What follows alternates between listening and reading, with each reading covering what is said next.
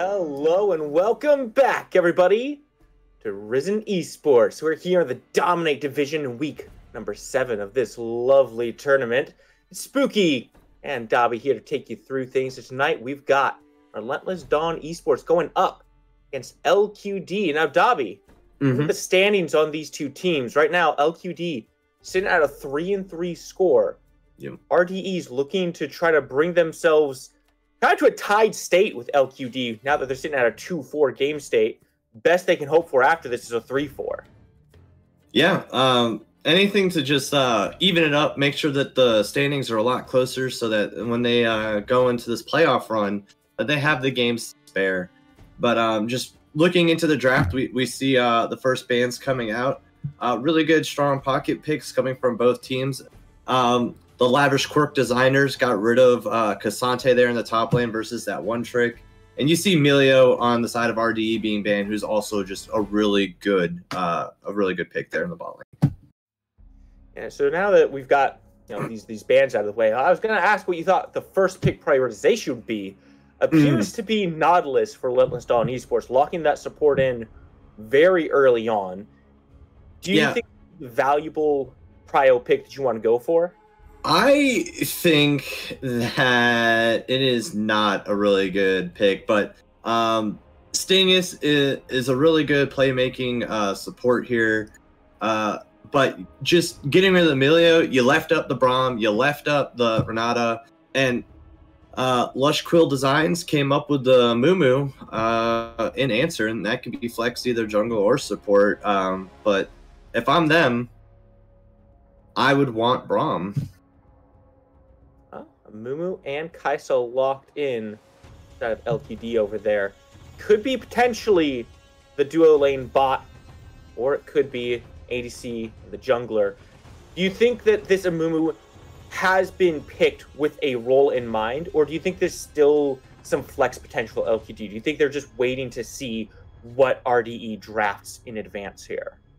Well, just doing some research before the game, Loud Quacking Ducks bot laner doesn't really play a lot of Amumu's support, and I don't really see that happening in the jungle either. So it's definitely just going to be a flex pick. But picking away that Kaisa, I think, was very good because it pairs extremely well with the Nautilus, which is another reason why I don't think Nautilus is a good prio pick, because you're just leaving yourself up to lose a lot of the draft that you want. But the Sivir Wukong coming out, very strong team fighting as well. It'll work well with the Nautilus, but the Sivir's not going to have that all-in potential that the Kaisa would bring. Well, going to have to see how that'll go. Still a lot up in the air for both teams here. Wukong has been selected. Could be jungle, could be top lane. Kind of depends what you want to see there. Poppy doesn't really answer the question for this Amumu. Could be a Poppy up and top, could be Poppy jungle. Been seeing plenty of that. Yeah. As these teams are coming together, it's looking like some aggression from RDE. This Nautilus and this Wukong together, it looks like it facilitates some heavy dive. Yeah, it looks like that's the way they want to go. And the Poppy, like you said, extremely flexible and where it can go in the lane, and is a great answer to all of that. Can absolutely turn a disastrous team fight into a winning one instantly with the use of her knockup and her ultimate, just to get rid of people out of those fights. Yeah, I can say I do not like Poppy. I've been trying to play some Cassin. Every time I see that Poppy locked in, kind of just ruins the whole vibe of the game. And now I think RD is going to have a few similar problems to that with this Wukong as well. Yep, Lamps quickly drain, picking the Jack, so that answers where the Amumu and the Poppy are going in the respective lanes. Poppy most likely going in that jungle. Amumu definitely support as an answer to that Nautilus. Oh. Do you like that as an answer? Do you like this Jax going up to the top lane and having this Poppy in the jungle to try to roam around and potentially answer this Wukong? Well, I believe it's the only other champion that the top laner knows how to play. Like, it's really weird seeing them ban out the Cassante I think maybe they wanted to keep it away from Bluefin in the top lane, but Bluefin's 50 games versus Shadow's 300 games is definitely out there. So, ooh, Singe top. What is this? This is interesting. Really good in terms of just being able to be a nuisance, and that's what you want. You need something to get into that back line as best as possible, and there's no better way to do it than to just run right at them. I don't think I've seen a Singed in these games just yet. I love Singe. I think this has just became an incredibly fun game to watch. It is a decent amount of AP on the side of RDE. Lysandra and Singe both dealing that magic damage. But with Singe's playstyle not really being a very interactive one with the opposing top laner, do you think this is what RDE needs to keep this Jax down? Or do you fear that Jax will just be able to free farm and kind of get to a point where you can't really stop him? Well, the Singe is just there to be a nuisance, keep and like permanently shove, and making Jax stay in that lane isolates him from the rest of the map, and it takes away his carry potential. Playing versus the Singe is very difficult to do because you have to run after him, you have to chase him in his poison to get the kill as a melee, and he can just as easily get away from your stun with his goop. So and it grounds you, so you're not able to jump. I think it's a good pick. Definitely niche, not normally something you'd see outside of these games. Man, this is just a wild one. I'm excited to see how Bluefin does on this Singe. Also, Alex Frost going back to this Wukong, going back to the jungle. I've seen him play a little bit before. Well, I think the last time we saw him play was actually in the top lane piloting Ornn. So seeing him back kind of in his comfort role, I think is a very good look for him. But talking about the direct matchup into this Poppy, do you think Frost has the opportunities that he needs to get active, or do you think this Poppy's just going to start following him around and kind of try to mess up his engages? If I were the Poppy, I would exactly be doing that. I'd be jungle tracking extremely well, especially in the early game where Wukong has a lot of priority, and you just gotta counter engage, counter gank, make sure everything's good to go, and keep him out. Getting him ahead is probably what they're looking at doing. They're going to try and play through Frost as best as possible, because the rest of the team is just going to be trying to scale, and that Wukong is that early game assurance. So we'll see what happens. If the Lively Quorum development team here can pressure all three of those lanes and that Poppy can invade, and then you're keeping that Wukong down, and then RDE will have a tougher time getting it back into the game. There seems to be a lot of facilitation coming from Relentless Dawn Esports' draft here. I mean, you look at this, you've got the Nautilus, you've got this Lysandra, even Sivir with her ultimate facilitates that engage to help this Wukong get active. If the laboriously quoting demands are not able to shut this Wukong down, you think there's going to be some problems, or is this really the only target they need to focus on? He is their primary target, and like trying to get that Wukong through the Cassiopeia is going to be extremely difficult. You have a lot of peel, a lot of potential, and the Kaisa is able to just like, if the Wukong engages, the rest of the team is also going to counter engage, and that Kaisa is going to be able to get her Relentless Pursuit, get it off out there, and just peel for herself. And then the Wukong standing alone in the backline and not fighting anybody. Yeah, and then there's also this Amumu to keep in mind as well. The Curse of the Sad Mummy, the bandage tosses, so much CC can come out from LQD here, and it really looks like RD is going to have a little bit of a tough time finding their ways in. But whether they can do it or not comes down to the gameplay on the Rift. We're going to get to that in just a moment, so stay tuned. We'll be right back after the break.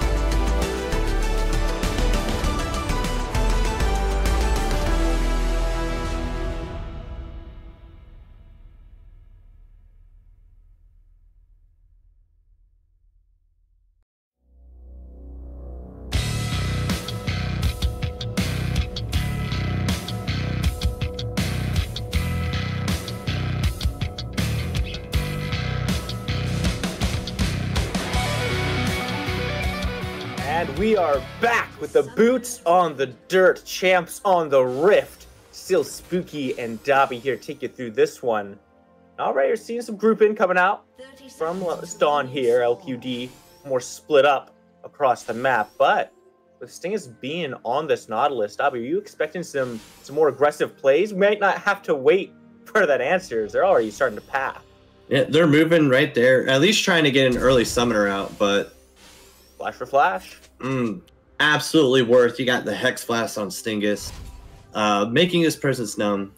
So at this point, I fully anticipate Frost to come down and gank Lucky Luke, who is probably not so lucky anymore. Lucky enough to have avoided the first hook. We'll have to see how that luck holds out throughout the rest of the lane, but this is a nice pace setter for Relentless Dawn. You're seeing how they kind of want to approach this and trying to facilitate Frost on this Wukong. We talked a little bit about the trouble he might face up against Gandhi on this Poppy. Anything you can do at this point to make his job easier, that should go a long way for him. Oh yeah, and it's gonna be a boon as well. And they know exactly where he's starting. You see the ping coming out.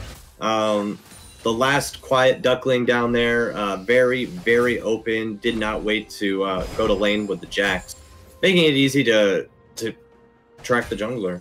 And this is exactly what you need to do on terms of RDE, so that you're avoiding the Poppy when you go to be aggressive. Yeah, I really like Bluefin's decision here not to try to proxy anything, recognizing Gandhi probably starting up at that red buff. He's not putting himself in position, but oh boy, already Lucky Luke gets pulled back in, taking some damage. Golden Boy standing between RDE and his carry, trying to take the brunt of that damage. He does so. Misses out on level 2, but still alive for now. Yeah, and he's just catching those boomerangs with his teeth. And honestly, I believe if Stingus ignited him there right when he hit level 2, probably would have gotten that first blood.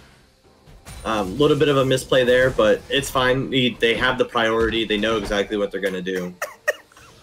Man, I just love watching Singe do Singe things. Like, Shadowfrost trying his best to get this stun off. Bluefin just said, nah, just over there now, buddy. Just playing the bouncer. What an obnoxious champion. Yeah, and that's exactly what Singe does. He's a menace to society, and right now he's a menace to top lane. You see that he's only down like 3 CS, but there's like 10 more on the wave, more available to him than Shadow has. So that early getting pushed off lane isn't really going to affect them much. Yeah, he should still be able to collect this cannon minion without any issues whatsoever. We did see a small skirmish down that bot side. Looked like RD was trying to take away that blue buff. Unsuccessful in doing so. Gandhi will end up with that around his feet there. For now, all is relatively even. Keep an eye on the mana bars, though. That's going to be the biggest thing up in this top lane, is how long can Bluefin stay sustained in this lane. And once it gets to a certain point, Xiao should have the advantage being a more auto-attack oriented character. Yeah. But if I'm Bluefin, I'm just trying to get to my tier back and teleport back and get up there. So that you can get that early stacking and be able to be getting that Fimbo winner as soon as possible. Now, how much AP do you expect to see from Bluefin here? Actually, hold that thought. Kylon in some danger. Wasn't able to use his Ice Claw flash for flash. First blood comes through. Papacito picks that one up with the fangs. Good gank from Gandhi. Great positioning. Yeah, really good use of the steadfast presence there, preventing Kylon from ever moving around. And that is the beauty of this Poppy pick right here. And Golden Boy tries to find a little bit of aggression down on his Venturism as well. Unfortunately, LQD not as successful in that bottom lane as they were in mid, but this does give them, somewhere they can look to play through. If you can get Papacito ahead on this Cassiopeia, that is a massive DPS machine. And with the way that this bot lane is pushed in for LQD, it should have plenty of roaming opportunities. Yeah, they have that prio mid. It looks like Bluefin's doing everything he can to keep that prio top as well. And the Lissandra has the early game push if she wants to, so definitely trying to see those roams, but it looks like Frost is paying more attention topside, which confuses me. Oh boy, Golden Boy went in with the bandage toss, but has to use the flash. Ignite is good, and so is the hook. Golden Boy finds the kill, but he goes down in trade adventure with the kill, but he's on the run. Lucky Luke gets no one out of this one. Picks him off, 2 down in the bot lane. The trade of 1. Oh my gosh, Shadow Frost jumps on in, finds himself a kill as well. It's aggression all across the board. Gandhi taking massive amounts of damage. Frost on Frost violence over here. Counter-Strike should get Shadow out of danger, but Ecolox is still looking for it. Under the tower, takes 1, takes 2, gonna take 3, but he's out of there, gets the kill, still alive. That was such a good play. Very risky, but definitely paid off. But you see, Shadow Frost put no hesitation, gonna go kill Bluefin as soon as he saw Ecolox come in there.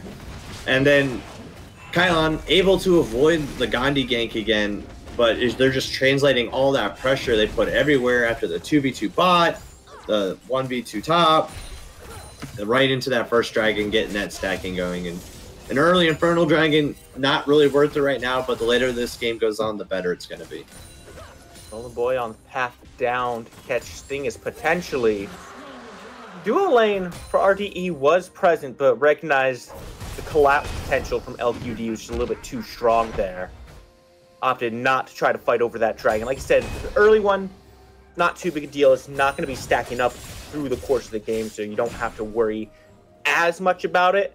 But the way the LQD has been playing so far, it's been a lot of aggression. Getting this Infernal Dragon online should just facilitate that a little bit more. Yeah, and that's exactly what they want. They have a more scaling composition. You need a little bit of time to get that Cassio online, and then the longer the game goes on, the Kaisa. Oh, I'd be so mad if I was Lucky Luke there. Like, what was that hit, man? That is the power of what I assume. I mean, I really don't know. Is that Astronautilus? It's Astronautilus. Shadow Frost might be going down after the pop from Bluefin. Sanity Potion. The hell of a drug there. Not able to secure the kill just yet, though. And so it's just both teams kind of looking at this bot lane back and forth.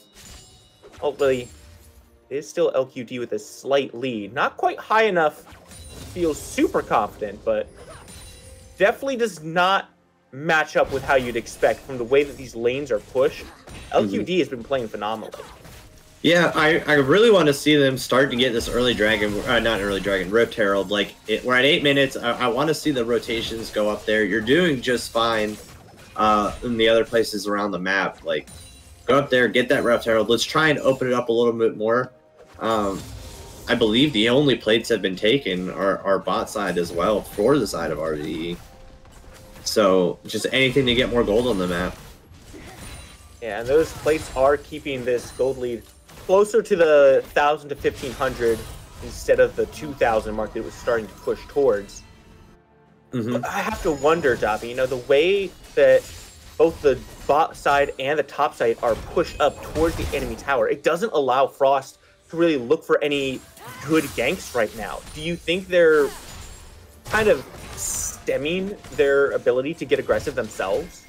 I think so. But like, if you have 3 winning lanes, it's not even like that they're winning, right? Mid lane is losing, top lane is losing, but they're just constantly pushed in because that's what the champions they have do.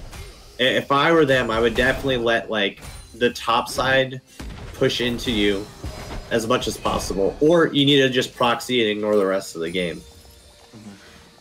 But it looks like they're trying to 4-man top here, so probably use that early Rift Herald.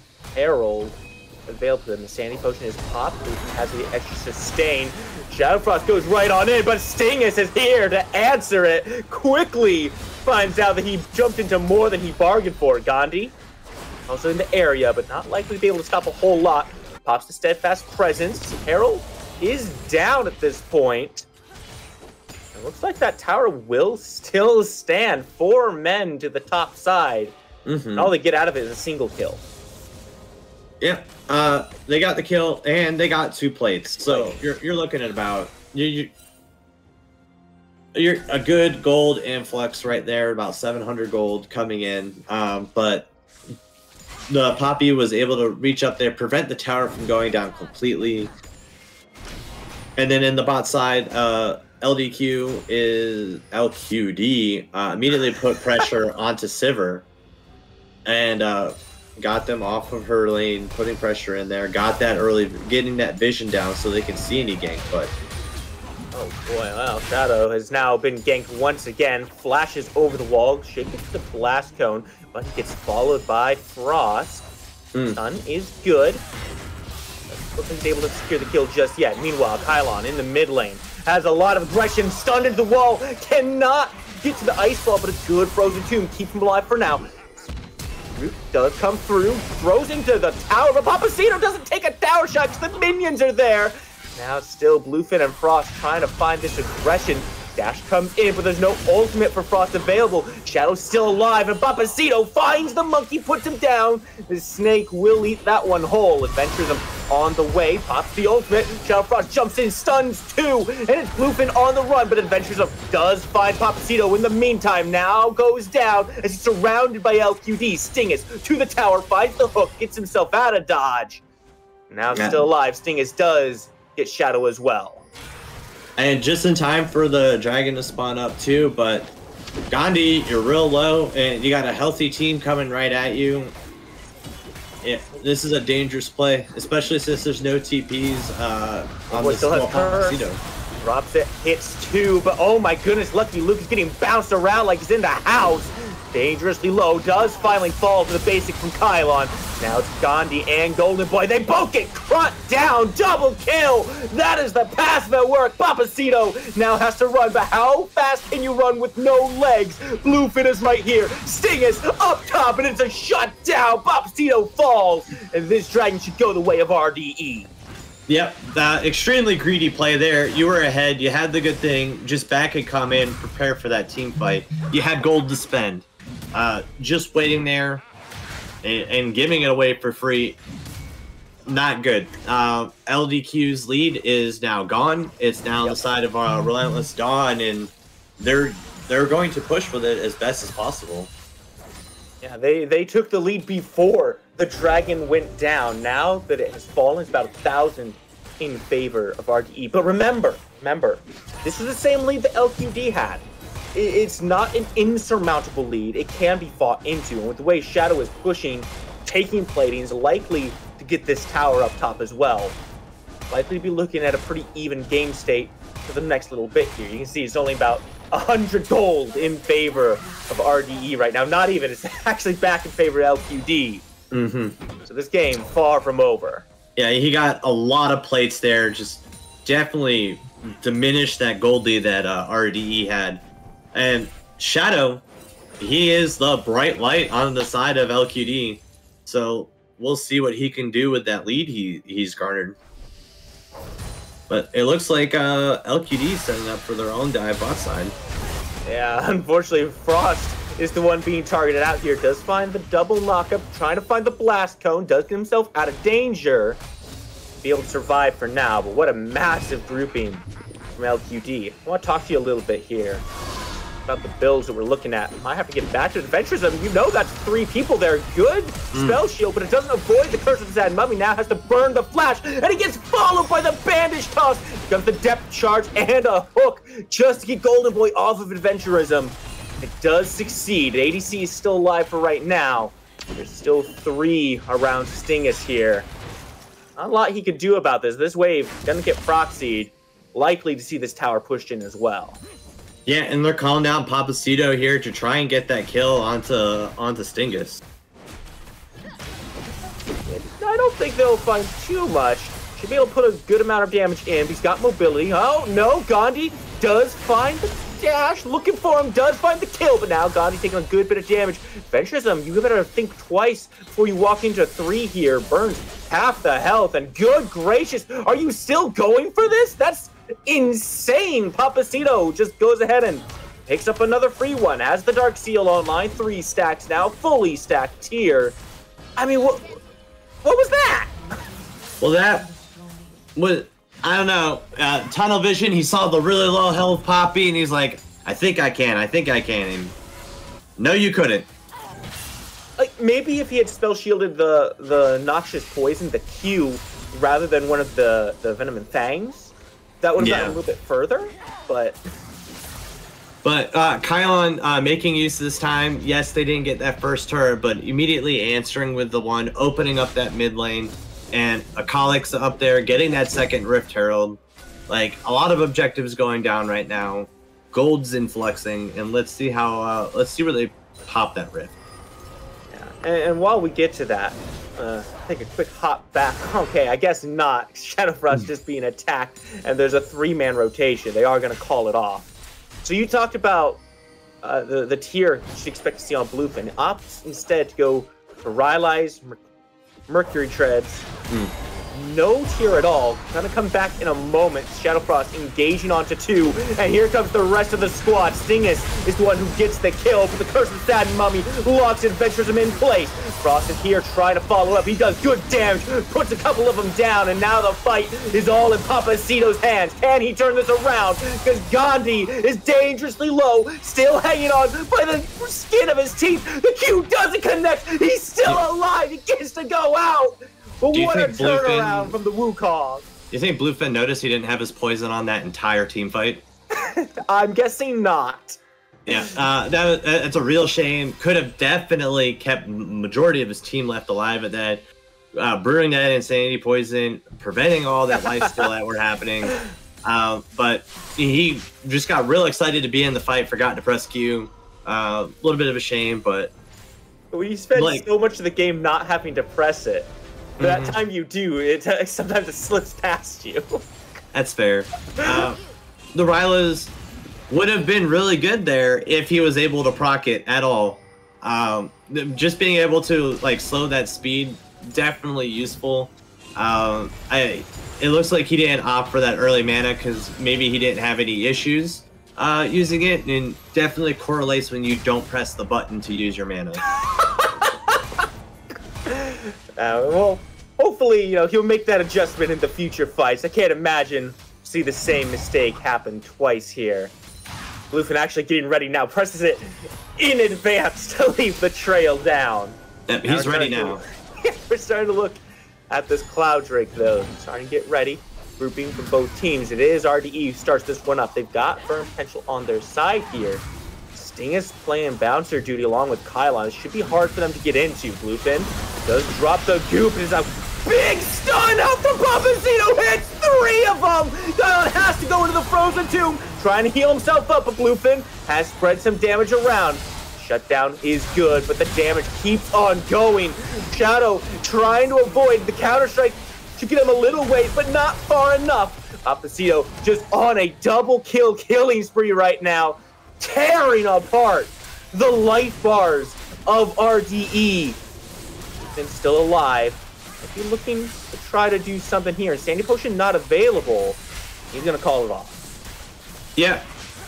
It was an amazing counter engage. As soon as that Nautilus landed, Papacito got a 3-man stun, and the Amumu follow-up definitely kept all of RDE out of the team fight for as long as possible. And Papacito just living through that all, doing all of the damage he can.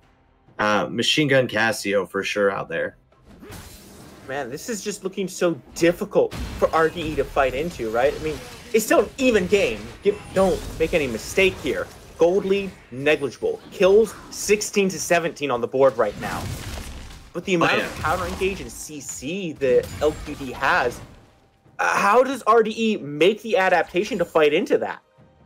Well, I mean, you just gotta tell Bluefin, hey, run at him. That's all you can really do. And then having that Nautilus Wukong being able to synergize their ults, layer that CC, and then having Kylon in there for that single target damage. Really useful. Oh boy. Frost, a little aggressive there. Trying to find some more value out of this Herald, but grouping from LQD is going to shut that down. Banish Toss doesn't quite connect here. They're looking for a little bit of aggressive positioning, but recognizing The rest of RDE is on the way. Be big here, but there's the engage. Shadow finds a stun, and Frost has to burn the clone. He's out of danger for now. You can see where the heads are at on these players. They're looking for a fight. They're looking for blood because they see Bluefin up in that top lane. They know they've been winning these fights. Yeah. Without Bluefin, it's definitely their time to fight because he is the thing that has swung a lot of these team fights from winning to barely losing. Mm-hmm. Now, so is the strategy for Bluefin to just leave Shadow up in top if he goes there and just try to sway these fights? Because you don't want to let this Jax just split push the whole time and are going to burn the flash out of him. I'm surprised they're not actually looking to continue that dive. Shadow will keep his life for now, and still this tier 1 stands in the top lane.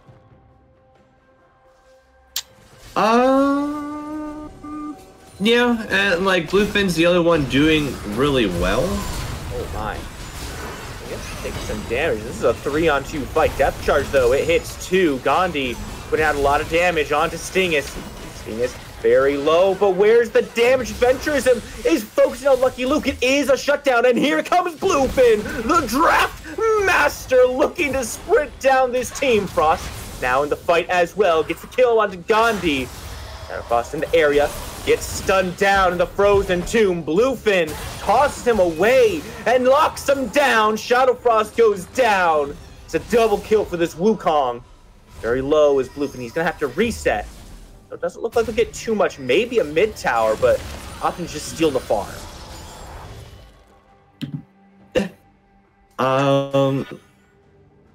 Yeah, and that was completely worth from RDE as well. Like even the trade for Sivir for Kai'Sa had the shutdown gold, and then you got that now a little bit extra influence on the Sivir, who needs to hit 5 items to solo carry. So just anything that they can do to get ahead, whether you're trading 1-for-1s in that, good job. Frost able to come in, secure the kills, make sure that the team fight went well. Uh-oh. Man, Stingus just gets caught there, but Bluefin's here with the goop. Actually tosses Gandhi into a bad spot. Uses oh no, he doesn't get to go anywhere! Stopped by Stingus himself! You can see the mastery flash come out there from Bluefin. An amazing dreadline right there coming in, but this looks incredibly risky. And I don't think it's going to pay off the way RDE thinks it is. In position, they are calling off. Now the teleport comes through, locks him down, but it's a huge Curse of the Sand Mummy. The Papacito is still alive in this fight, doing tons of damage. Lucky Luke gets a shutdown, but the bouncing ricochets from Adventurism do so much work. It's a triple kill for Papacito. You just cannot stop the snake. The Gorgon keeps on going. Now it seems to slow down a little bit here. Golden Boy and Papacito both in the area. Pylon's still looking. We'll have to try to get out, and it looks like they'll let him. Well, this is also what's really bad about it, is you have no one up, and Cassio shreds Baron. And you have the Poppy there. This looks like to be an LQD Baron for free. There's no answer. No TPs available. And Frost just got up. You can see the pings coming through there. Kylon wants to try to do something, but the ult is just too far away. Yeah, not being able to do anything. If I'm a RDE right now, I just go down to the dragon, prevent that stack from happening, even to give that point away. Just getting any type of constellation prize after that team fight. It just really feels like Papacito has to be the #1 priority target for RDE at this point. He's doing so much work in the fight, putting so much damage out. And I look at the draft from RDE, and it feels like they do have a draft to stop it. They have Wukong to get on top. They have Kylon to just drop the Frozen Tomb. It's a point-and-click stun. Stingus could easily lock this Cassiopeia down. It seems like they just can't get to him. No, I don't think they're going to at any point at this point. Yeah, that's gone. Yeah. Her miasma just stops most engages coming in. The Poppy also able to stop that with her steadfast presence. there's just not a lot you can get through to get to that Cassiopeia. And you see it right now, she has her stopwatch.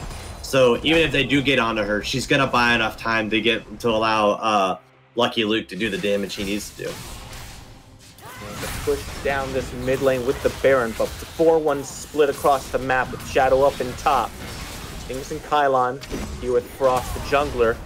Thanatos does go in, but it's just to push RDE away from this tower. It just doesn't feel like there's any defense that can happen here. Shadow gonna go ahead and go in on Bluefin, but he just runs away with the Insanity Potion, driving Shadow insane. Bluefin actually going right back in and walks into the stun. That's gonna cost him his life. Yep. What started out like a really good game and really good lane for Bluefin is turned into quite the opposite. Shadow Frost with that Hull Breaker, able to duel extremely well. And just showed that the Singed may have been a little bit more of a troll pick than we assumed.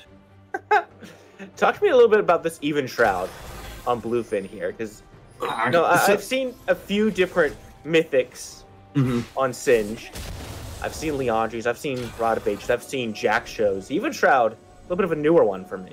Yeah, it's with the whole with the support items being cheap. And it basically does the same thing as the Leandri's would do, but it's 1,000 gold less. You're not burning. You're just doing 10.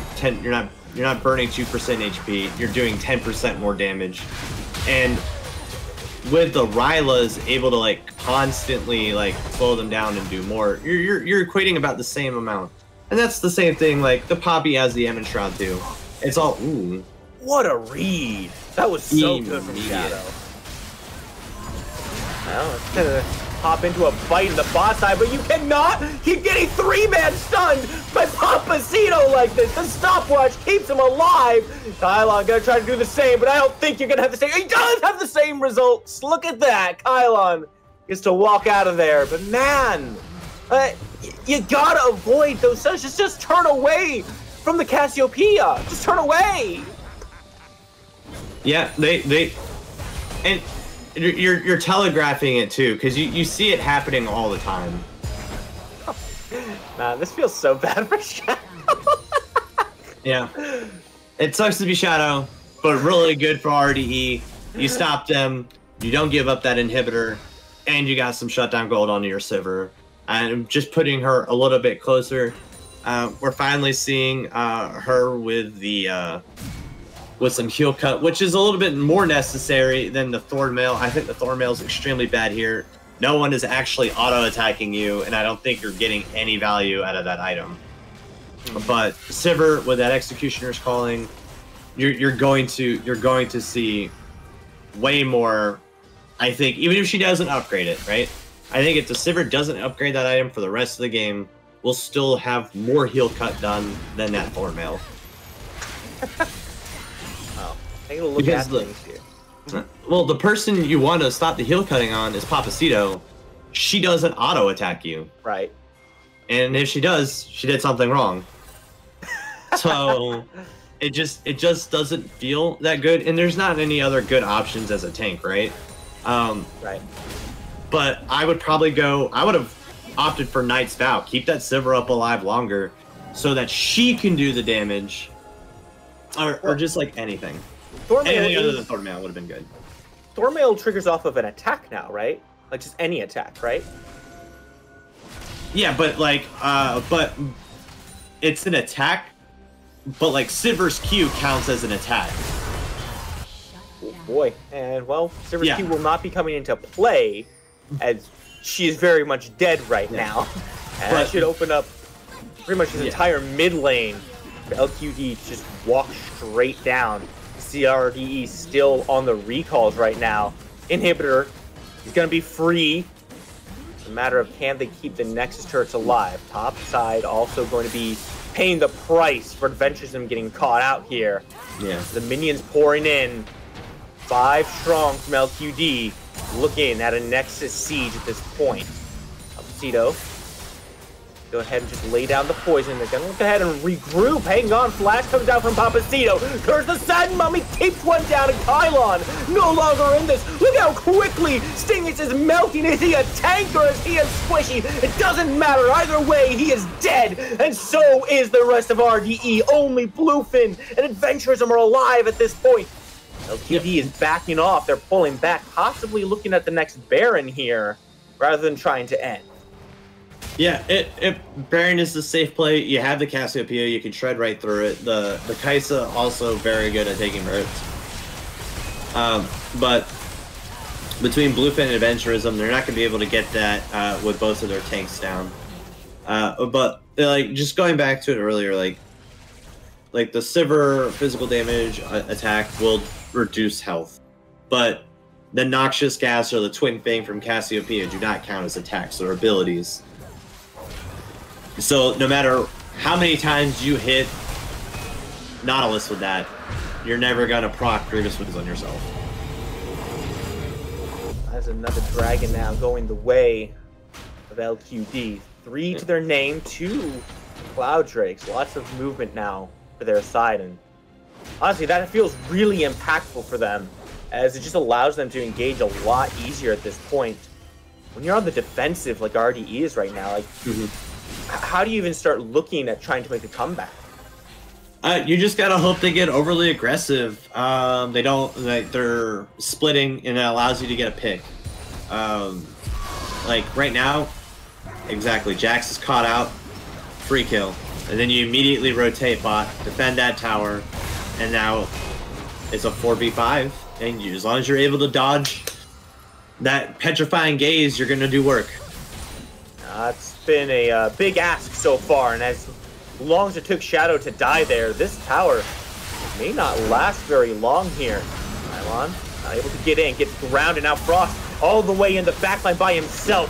He gets cut down as Golden Boy tries to keep the rest of the team away. It's a 1-for-1 trade. Make it 2-for-1. 2-for-2 now. Gandhi trying to go in. How low can you go? Apparently, just a little bit further down. Massive trades there for both teams. TP coming out for Papacito. He's going to try to keep this wave pushing in.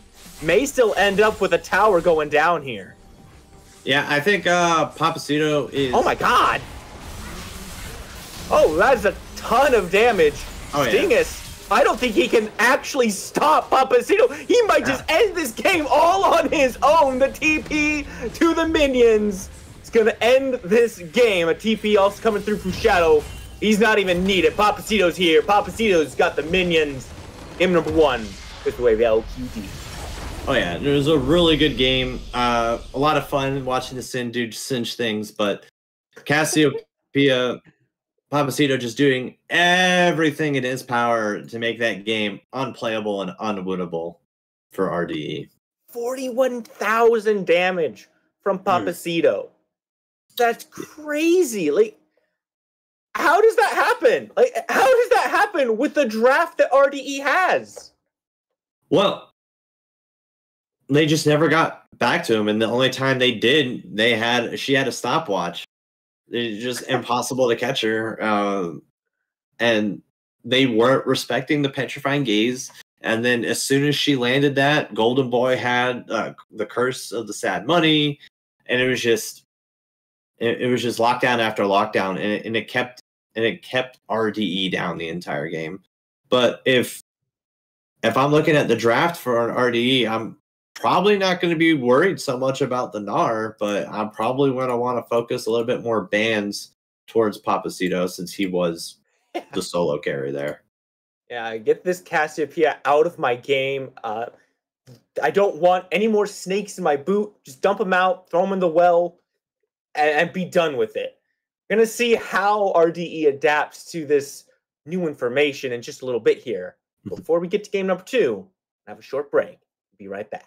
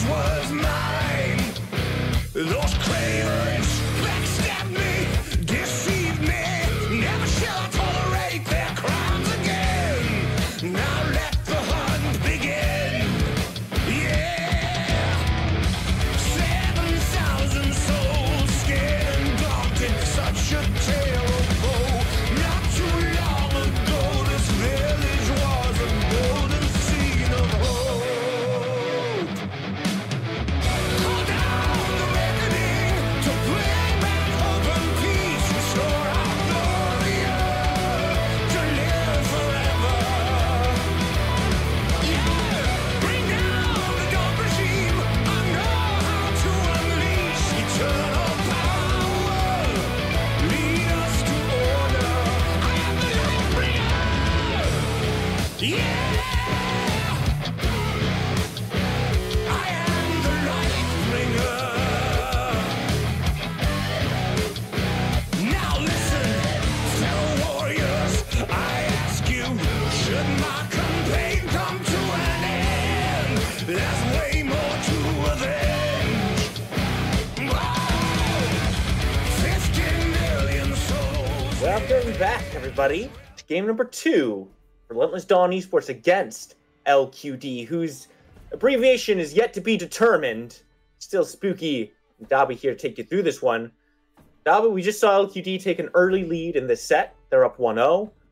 I would say it was a convincing performance, but at the same time, RDE was definitely putting up a lot of fight throughout the early game, throughout the mid game, and really by the time of those late game team fights, it still felt like they had fire left in them. They just didn't have the tools they needed any longer. So looking here at the picks and bans of game number 2, what are the first things that you want to see adjusted? Well, it looks like they don't care about my opinion or our opinions, because it's the same exact draft, the same exact bans. They immediately prioritize the Nautilus. And if I'm LQD, I'm just like, you know what? Like, we just stomped on the bot lane there. Let's keep the Kai'Sa away from them, and let's just run it back. Like, it worked. Like, and RDE can't be feeling that confident if they're looking at the same thing and be like, oh no, we just lost to this. But Lush Quill Designs decide to go for the Xayah Rakan lane instead, leaving that Kai'Sa open, which I believe will be picked here. And then this opens up a lot of things, but LQD, the Xayah is extremely strong. Rakan is really good at the engage as well. And just also really good peel if you use the ultimate for that reason. Yeah, it's not often you see, you know, the losing team doing the exact same strategy and the winning team starting to switch things up a little bit here. But as predicted, it will be Kai'Sa going to RDE, getting that dual lane that they were likely looking for game number 1. And this is just like confidence from LQD saying, okay, well, we've seen how you guys play. We've played against the pressure. We know that we can handle it. We're not afraid. Go ahead and do your thing. We're going to do our thing. Do you think this Rakan will throw a wrench into RDE's plans? Oh!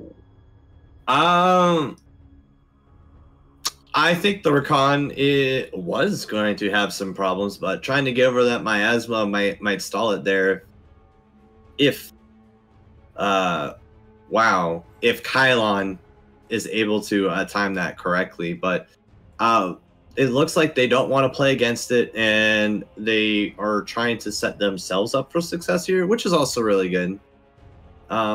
But with the Diana 3rd pick coming in, I really don't want to see RDE give away any more bans topside. Just focus out Papacito and keep it that way. Well, now the Cassiopeia has been picked up by Kylon, taking it off Papa's hands. This Diana, do you expect it is going to be a jungle pick, or do you think it might be going mid lane? I definitely expect a jungle pick here. So if I'm RDE, I will get rid of 1 AP caster and Yasuo just to not have that come at me. It looks like they were afraid of the Jax, even though the Jax wasn't the problem.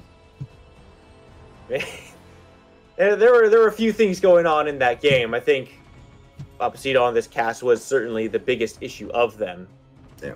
I don't dislike the idea to take this Jax away either. Try to give, you know, Bluefin a little bit of an easier time up in that top lane, especially if he wants to go back to the Singe perchance. Maybe it's just a suggestion from me. I wouldn't hate it. I liked seeing it. Maybe it's jungle ban as well. Looks like they're not too certain where to expect this Diana to go. Yeah, it is peculiar that they would think it would go anywhere else other than the jungle. And if I'm LQD, I'm thinking, oh great, let's play some Yasuo. Diana Yasuo is a really good combination and works fine. And or we just set up the Zac. I don't. Well, so a Zac pick possibly jungle, possibly top lane. I generally expect it to be in the jungle a little bit more. Well, But is that what you're thinking now that this has been selected, or you think that we're going to see some spicy lanes happening? I think we might see a spicy lane. I mean, Caps was playing it a lot in the mid lane. Maybe after that, Papacito's like, well, I feel really great now. But Akalix Frost grabbing that Poppy, going to be doing the same thing that LQD was doing, just using that Steadfast Presence to stop a lot of these engaged tools. That Miasma also stops it. So you're looking at a lot of good counter engage potential here. On the side of RDE. And just the Aatrox to top it off. A good side lane dueler and able to apply some pressure. So we'll see what LQD responds with here. Is it just me, or does Aatrox just look like a very goth champion? Like he's got like his pale white face paint, and he's got like some dark lipstick on. It always looks like lipstick to me. Well, I've been playing League of Legends a long time, and that's not my Aatrox. That is Boris. You know what? I will agree with you 100% on that one. I won't get too far into it because, boy, I could get into it, but I'll just say I side with you on this one. Gnar, final pick for LQD, likely up in that top lane. Yep. Which leaves the nature of this Diana and Zac still in question here for us. I suppose we'll see in just a moment once the in-game picks start coming through. But if you had to put money on it right now, this moment, what would you say? I think I would prefer to have the Zac in the mid lane because you have the sustain to deal with the Cassiopeia. Diana is not going to be able to go up there and auto attack freely without being bullied out. And the last thing you want is to fall back behind versus a Cassiopeia. You just did it to them. You know how it feels to be on the winning side. You don't want that. Zac has innate resistances, is extremely tanky, can heal off his blobs, but he is not going to be going down there. He is going to be going to the jungler. I fully suspect Papacito is not going to have a good time this game. Yeah, I mean, it looks a little bit more difficult now in the mid lane. I mean, Diana really prioritizes that Moon Rush. Cassiopeia being able to just lay the Miasma down and kind of cancel it out. Mm-hmm. It feels like, you haven't really... You feel like it's counterpicked yourself. It definitely looks and feels that way, and I'm going to say because it is. Like, it's not a favorable matchup, and it just doesn't look like it's gonna do well, especially now that Poppy's locked in. Like, you have two answers for that Moon Rush instead of just the one. Yeah. And if Stingus is able to get that dredge line down perfectly, he can also deny it with that as well.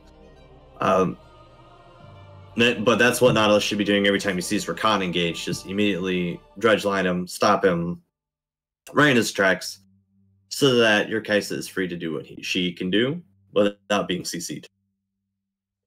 Yeah, I will say there is a lot of dive and engage on the side of LQD as well. Obviously, Diana's Moon Rush, very good ability to just kind of get in there. But also, Zac's ability to just throw himself over to people. Gnar can just get in there once he goes Mega. Lots of things happening on this LQD draft. Mm-hmm. Do you think the additional aggression they seem to have now will cause problems for RDE? Because that was a big problem for them in their early game. They had all the pressure in the lanes, but as soon as the fighting started, things didn't go so well. Yeah, I think they're going to have a lot of trouble just because Zac can start ganks from untraditional locations. Yeah. So you're going to have to be extra careful. You're going to need to shore up the mistakes last game where you were placing vision alone, getting caught out. Now you're going to have to call for at least... You should always be calling for at least one other person to walk with you. But now you're going to have to walk together a lot in order to make sure, like, hey, he's not here at this time, he's not here at that time. And this puts a lot of pressure on the Akalix Frost having that early game jungle tracking and be like, hey, the team needs to know where Zac is at all times because he can pop up from literally anywhere. Yeah. It's a utilization of the buddy system that we're going to have to see here from RDE. And frankly, I don't know about you, but I always hated the buddy system. I didn't want to take anybody with me. I want to go place my ward, and I want to just be left alone and not have some weirdo follow me around.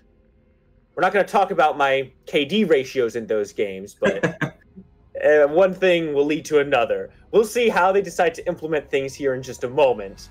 We'll cut to a short break, get right back to the action.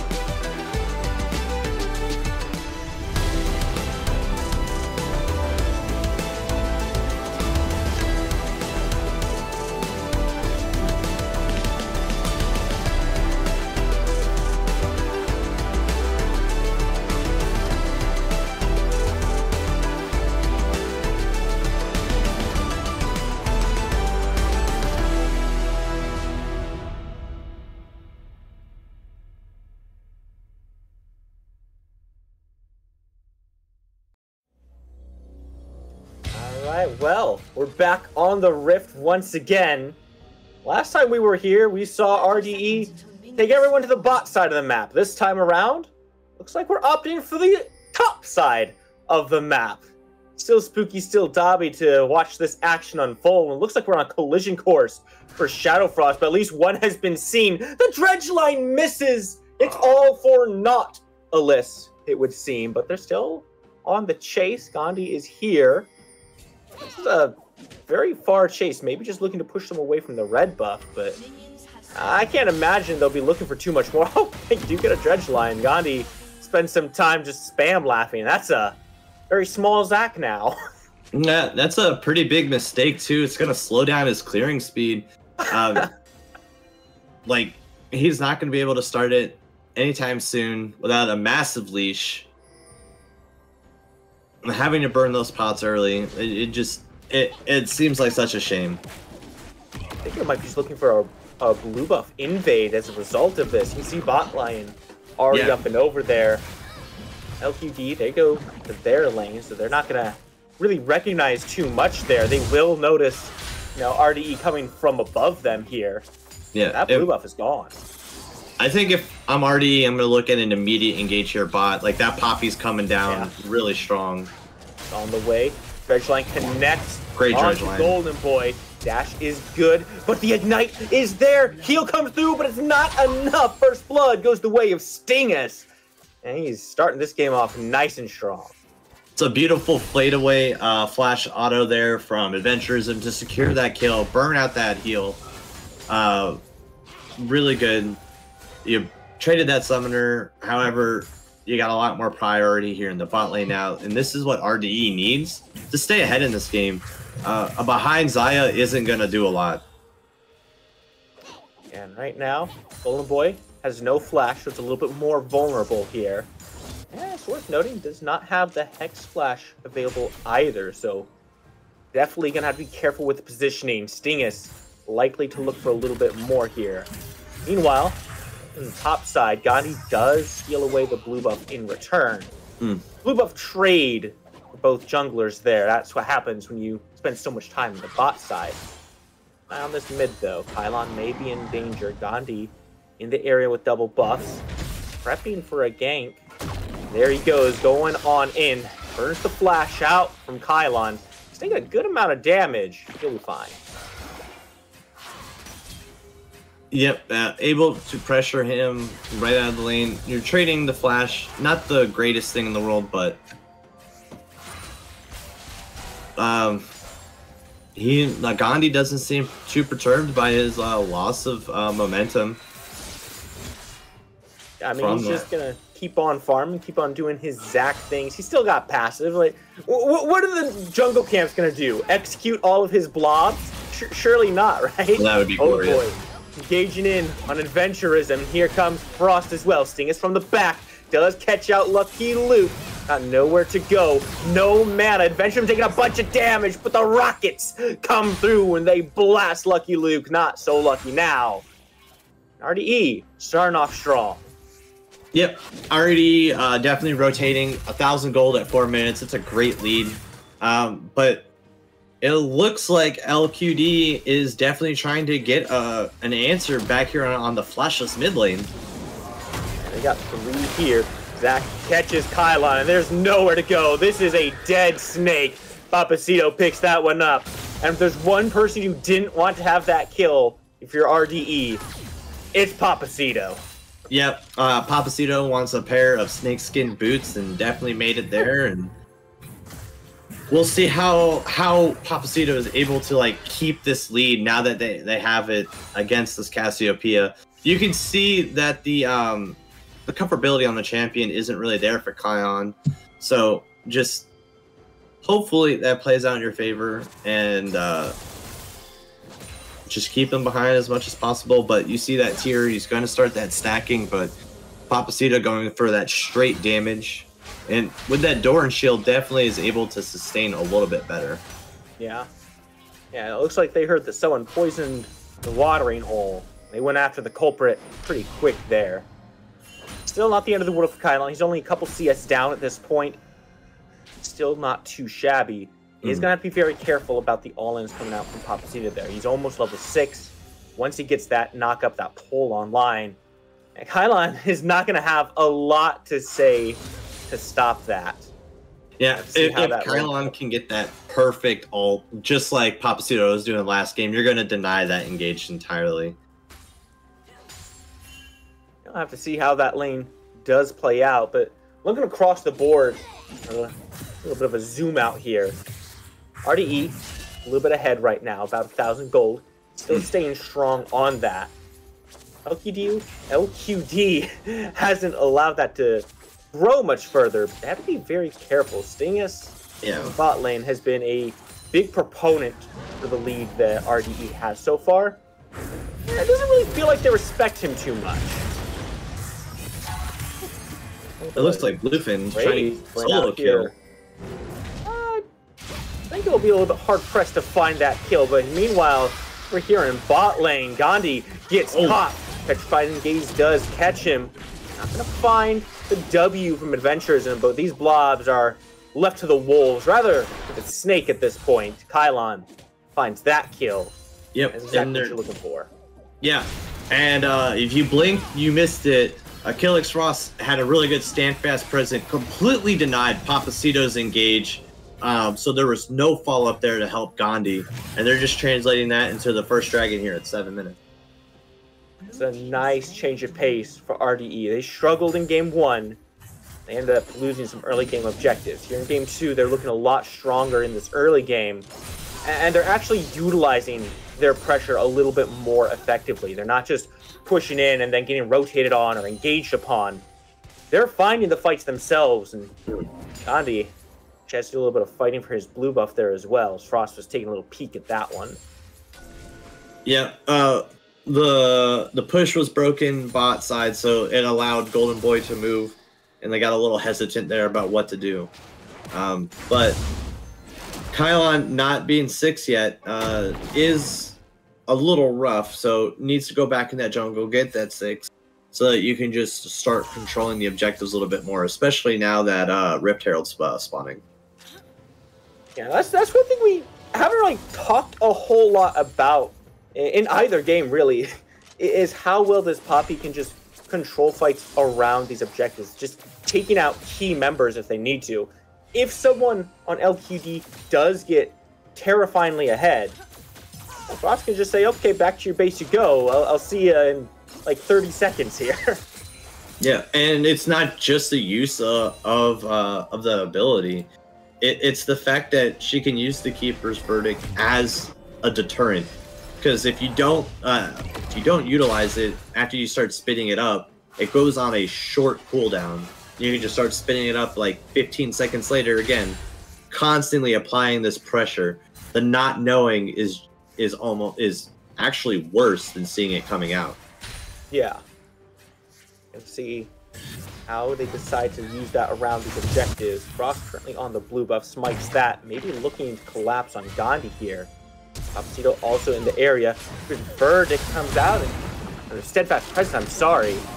With a little bit of a fight, Dredgeline pulls Zac out of his leap, and now Gandhi has nowhere to go. Cut down, Kylon, one more to the name. Man, this Cassiopeia is finding a lot of mileage in this match. That was an absolute beautiful Dredgeline, and it gave me goosebumps just to see the perfect execution there, completely negating that. And that's what you want to utilize that Dredgeline for when you're not being the engager. And most people don't know that Nautilus can peel with that Q. And that's why he's such a good pick into Rakan, but also into other engaged style champions.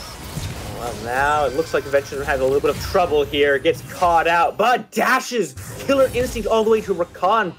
Uses Golden Boy to get himself out of danger. Nice little play there. Keeps his life. Yeah, a little misplay there from Golden Boy. Actually kept Adventurism alive. If he wasn't trying to stay back so far back into that lane, you would have gotten the Adventurism kill and probably that flash as well. But being able to just ultimate herself right out of that fight, that Killer Instinct, kept her alive, free. Yeah, you got her pushed off the tower. You might get a plate, but you're not translating that into anything else. Well, TKO, still TKOs do get Adventurism off the wave. A little bit of golden miss, a little bit of XP. Able to catch a lot of it on the return there, though. Let's put a little bit of gold in the pockets of LQD. Still, that gold lead has not shrunk. In fact, it's gotten ever so slightly bigger with time here. And it's starting to feel like LQD doesn't really have a place they can go to find good, easy success. Gandhi is here in top lane, but is that who you're looking to gank? This Aatrox, the master of sustain? It's very hard to do what you want as the Zac because of that Poppy pick. Yeah. Like, not adapting the draft to get rid of the Poppy, who's extremely good at stopping all engages and has been at almost every one of your your fights, it just seems a little silly. And like, they have good vision. They know where Gandhi is most of the time. And you see Poppy's, she knows where Gandhi's going to be before Gandhi does. Redline comes out here. Golden Boy is the target. TP comes in from Bluefin, looking to take this tower. Ultimate immediately comes out, and now they're looking for the kill. Stunned down is Golden Boy. Big knock up, and they just don't get to play this game. But what is this turnaround? LQD has shown up, and they've cut Adventurism down. They've cut Frost down. It's now a 2-for-2 in this bot lane. It's actually LQD who feels they've come out on top, straight to the Infernal Dragon. That's an objective for them. Yeah, really good job. They got both TPs out there, and that could have been worse for RDE playing that 4v5, but they traded 2 for 2, and yes, they did lose that dragon, but not getting anything else or losing anything else off of that is a really good play for them. And now, just like that, this game stays in an even position. Still about 1,000 gold difference. But from that fight, you can see how little 1,000 gold really does mean. It's not a massive lead by any means. It's not the kind of lead you're going to run away with the game with. This is still anyone's game here. LQD is extremely lucky that Cassiopeia didn't go down to that fight.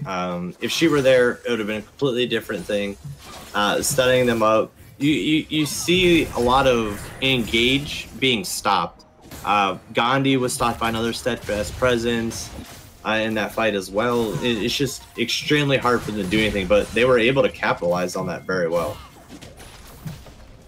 Keep an eye on this map here. There's another rotation from LQD coming down to this bot side. Meanwhile, Shadow getting active up in the top lane, trying to fight off Acolytes, and Bluefin is successful in staying alive up there. So far, neither team has really been able to push a real advantage here. And this goalie is actually extended a little bit out of nowhere. Shadow taking a bunch of damage from Rost. Showing Smite comes through, finds his way to the blast cone over the wall just in time. Barely avoiding Bluefin coming in there. Now it's really just a wait-and-see kind of game here. The onus feels like it's on RDE. Stingus has been controlling the pace of this game so effectively in the spot lane. Yeah, showing some true proficiency on that champion. And it wasn't as if he had a bad game in game number 1, but the rest of the team just wasn't able to capitalize on his ability.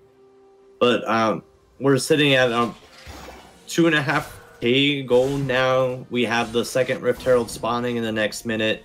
And hopefully we see a nice little fight coming up around that and getting Stingus to move topside, getting that thing. But another botched gank mid, Gandhi burning off Kylon's flash there.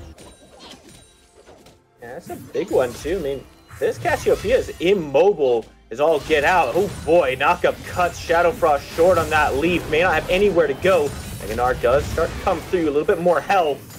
That health is not going to matter though, as the 2v1 still goes the way of the 2. 7-3 now on that kill scoreboard. Where does LQD go just to start bringing this one back under control? Because it seems like by the minute, things are starting to slip further and further away from them. 3,500 now is the gold lead. Well, what LDQ needs to do is what they're doing right now, but I don't understand why they're resetting with Rift coming up so soon. Like, you have 4 mid, you have the priority, you know 2 are bot. This should be an easy objective for you to take. Should be, and they are going to start going for it now. 4 on the Rift Herald should be able to melt this one pretty quickly, but they got to be careful. 2 coming in here. Bluefin is resetting, but he's got the Unleashed Teleport available as well. Looks like they're not going to fight over it, though. Frost and Kylon both opting to simply reset as well. Allow that Herald to go the way of LQD. Perhaps just not too concerned with what the team is going to do with it. Yeah, I think what's going to happen here is they're going to burn it here and try and open up this mid lane turret, but it looks like RD is answering. Golden Boy completely misses on the engage, leaves himself in no man's land, and Sting is the one who gets that kill. Now the thing is being melted down as well, but Gandhi is too low to keep going on anything. And step in front of Lucky Luke, try to peel. He's gonna get his ADC out, but it comes at the cost of his life. A double kill for Adventurism. Herald goes down, no value off of that one. Now the dive coming through, triple kill for the ADC. So finally a shutdown on Kylon though.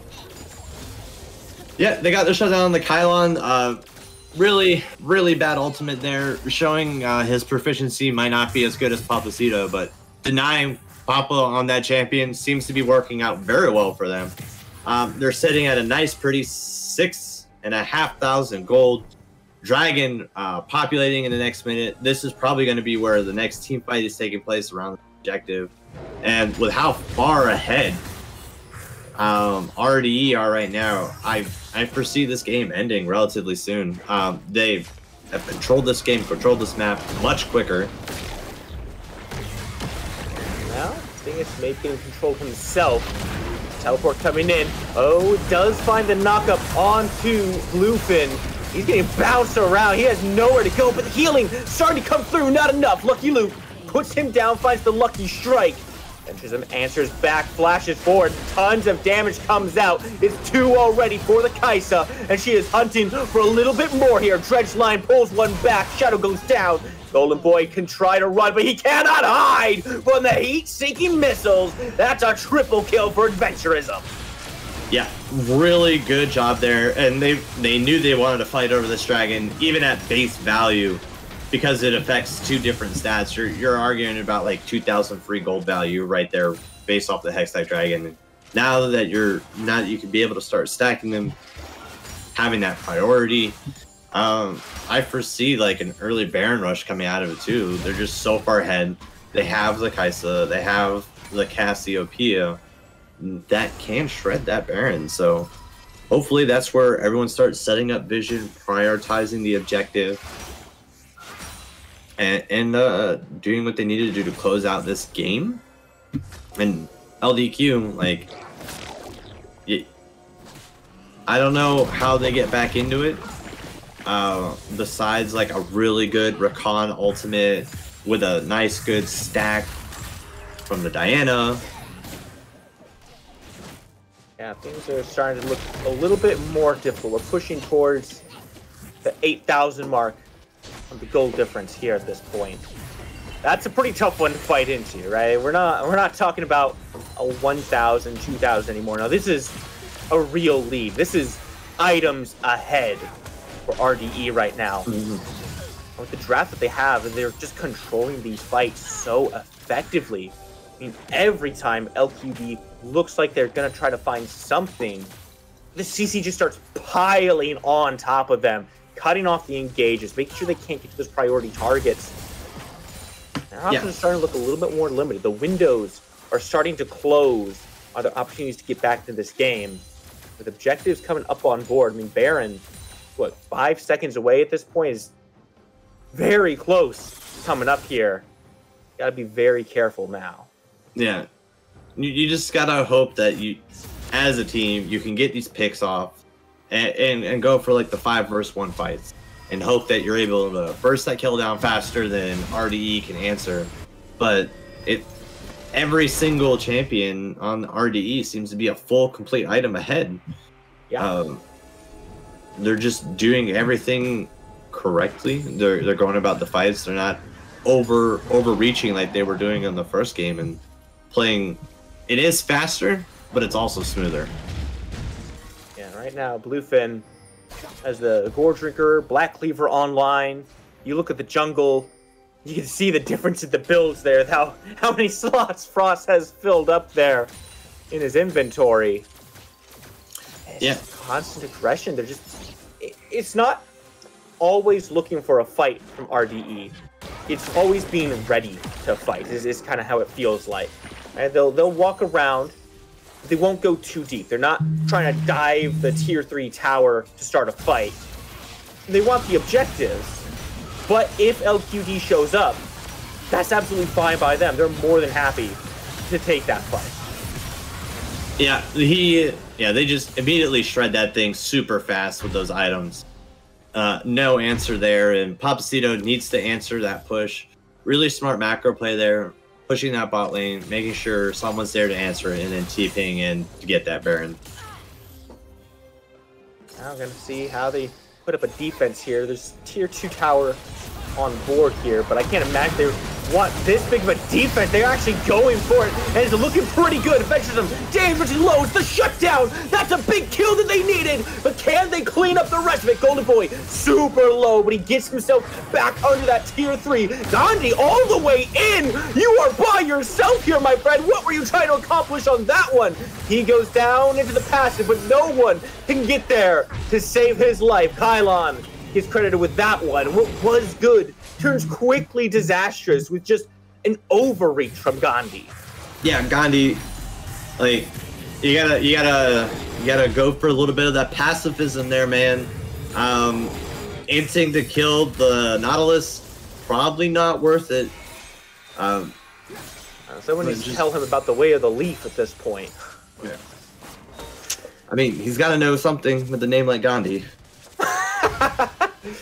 Well, unfortunately now he's learning a little bit about the afterlife. He's going to come back with some of that knowledge, but see how he applies that to the teachings of LQD going forward in this game. And it doesn't even look like LQD is ready here to stop this Dragon Soul point take. I'll have to see how they decide to play around this Dragon Soul here.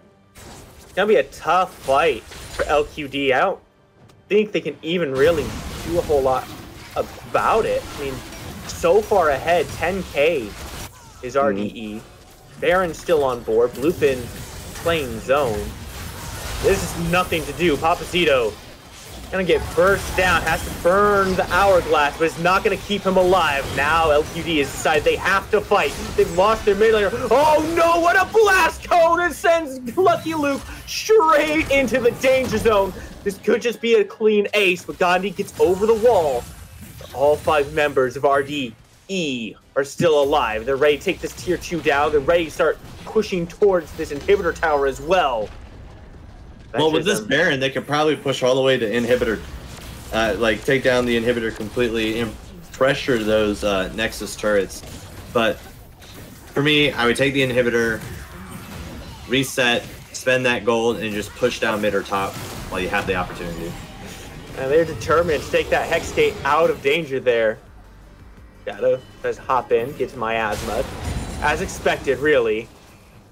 LQD starting to look like they're drowning here a little bit in the gold differential. Yeah. Buff does go the way of Frost. Oh, that's heartbreaking for LQD. Let's take a moment here, Bobby. Just look at the scoreboard. 20-6 of kills right now. This has been a shutout game. There's been some kills that have come through, but so far RDE has shown they're not happy with how game 1 went. They're making up for it in spades. Well, we're definitely going to get a game 3 out of this based off the way this is going, and this is probably going to be the last team fight.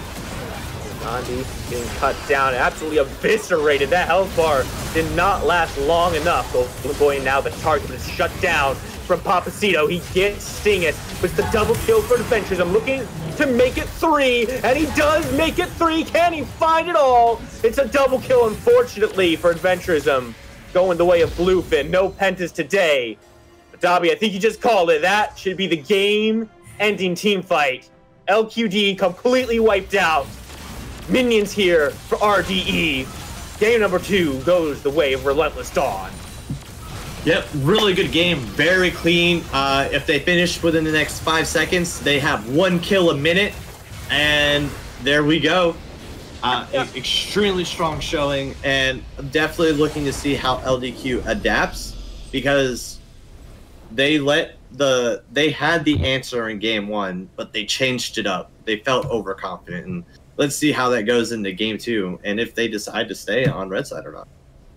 Yeah, it seems that not taking that Kaisa away really kind of impacted their bot lane performance. I mean, this is nothing like the bot lane was in game number 1.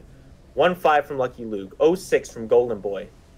And part of it is that, you know, the lead was just too strong at a certain point. But LQD really didn't feel like they made any adaptations to the game state. They kept trying to force those fights, still try to look for those engagements and try to see if they could get those picks and win those fights, and they just couldn't.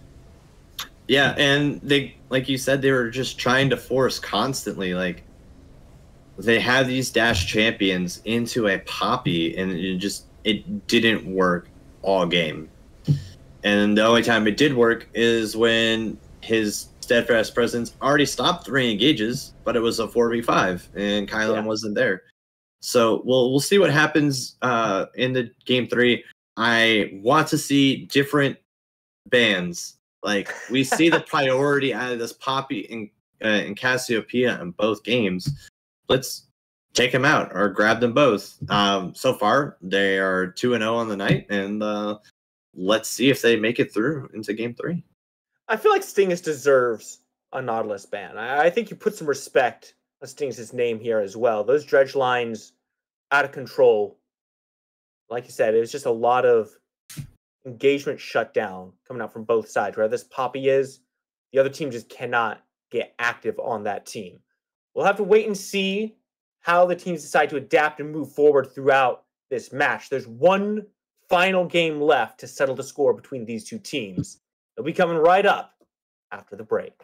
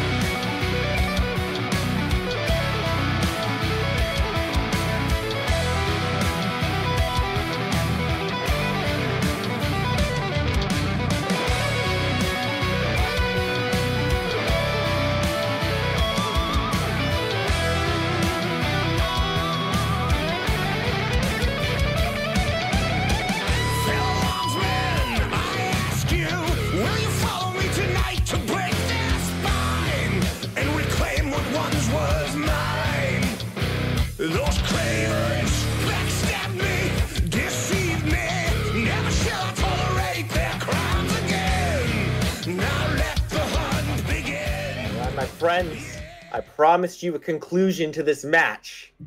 We will be getting to that in just a moment. Before we get to the gameplay, though, you know where it all starts, here in the picks and the bans.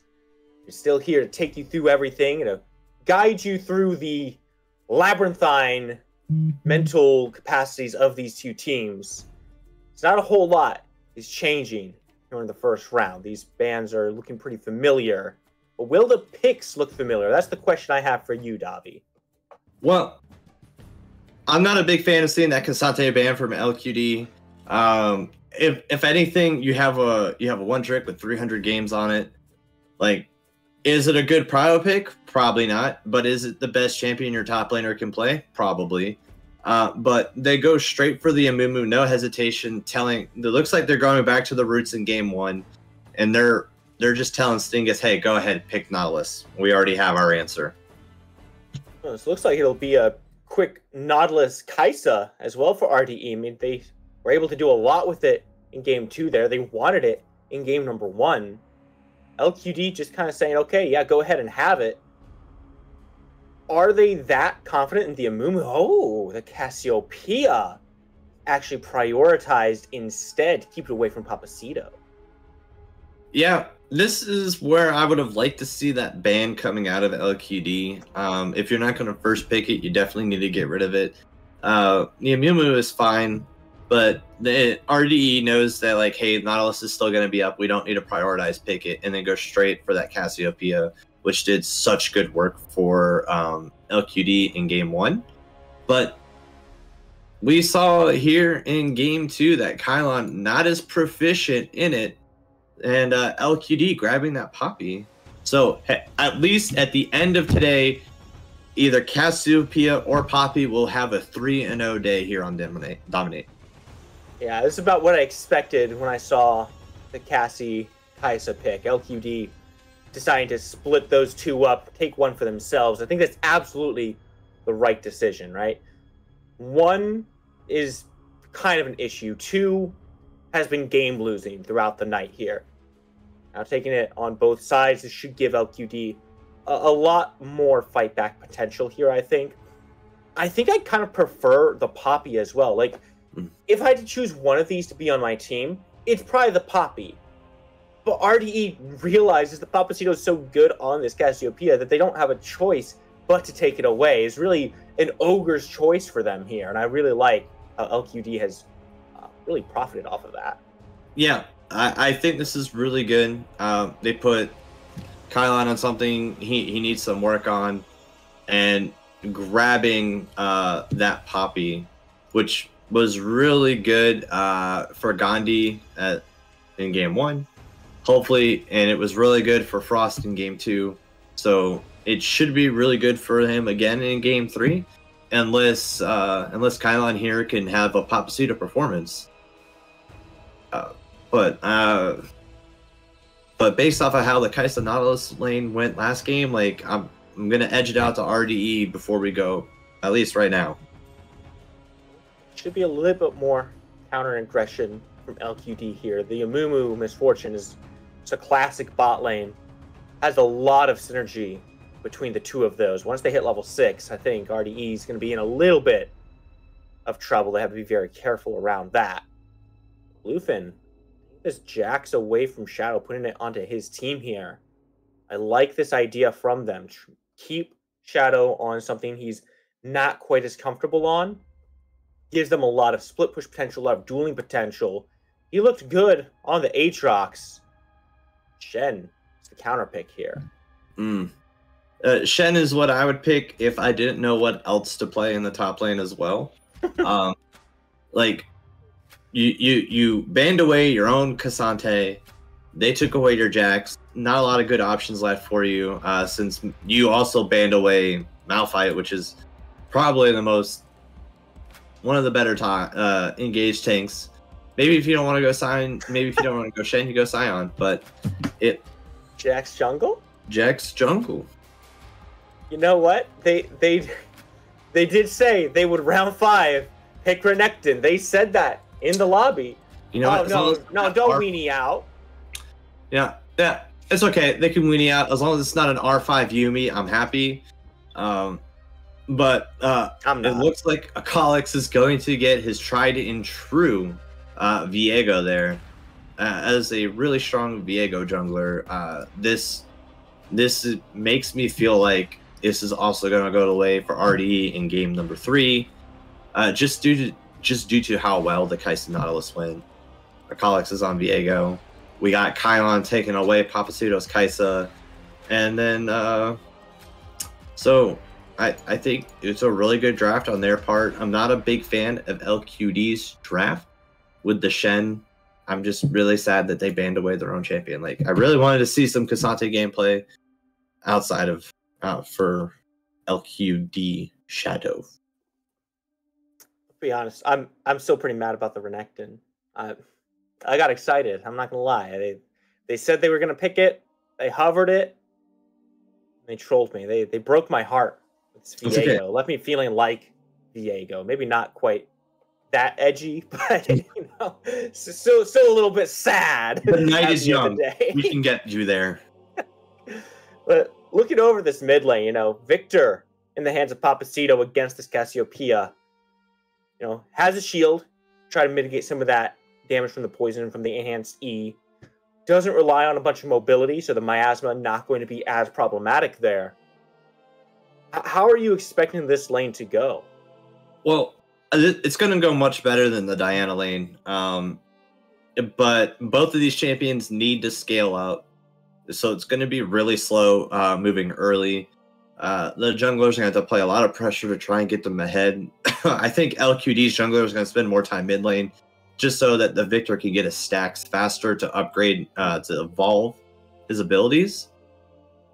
But I just foresee a giant wombo combo coming out of LQD into these team fights. They don't need to be as in your face as the other compositions did going into Cassiopeia. But as long as they're able to synergize the supers, they should be able to shred right through RDE. But RDE, really strong lanes, really proficient in how they're doing it with and then just seeing adventurism on Kai'Sa, Stingus on Nautilus again here going into game 3.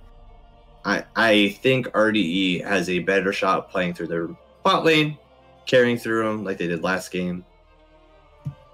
But I've seen Victor's super fed, able to do everything they need to do to solo carry games. Yeah, once that ultimate comes down, there's a lot of AoE damage coming out from Victor. The same is true for this Misfortune. A better way to set that up than Curse the Sad Mummy, Shen being able to taunt enemies back towards those damage sources. It does feel like LQD has a very strong team fight. If they can get to that stage and get those fights executed well, should be able to do a lot of damage. The question is, can they deal with Cassiopeia's Petrifying Gaze? Can they deal with the depth charges? Can they deal with Viego going untargetable and getting those resets and turning some of those abilities against them? You talked about Poppy, Gandhi paying some attention toward this mid lane, trying to get this Victor ahead. Mm-hmm. Do you have any concerns for that bot lane? Because you talked about how we saw these two perform last game. Do you think he might need to pay some extra visits down there just to make sure, Lucky Luke and Golden Boy are having an okay time? I think as long as Lucky Luke and Golden Boy don't die, and they stay at least close to even, they're winning. Because as long as you're not just giving away free kills to Kai'Sa, you're there to soak up the experience, you're going to do well. But in the 3v3, pre-6, RDE wins. So I wouldn't spend a lot of time down there early, especially because you need to farm up. And you got to do everything you can to stop Viego. But the Steadfast Presence is going to be a game changer going into game 3.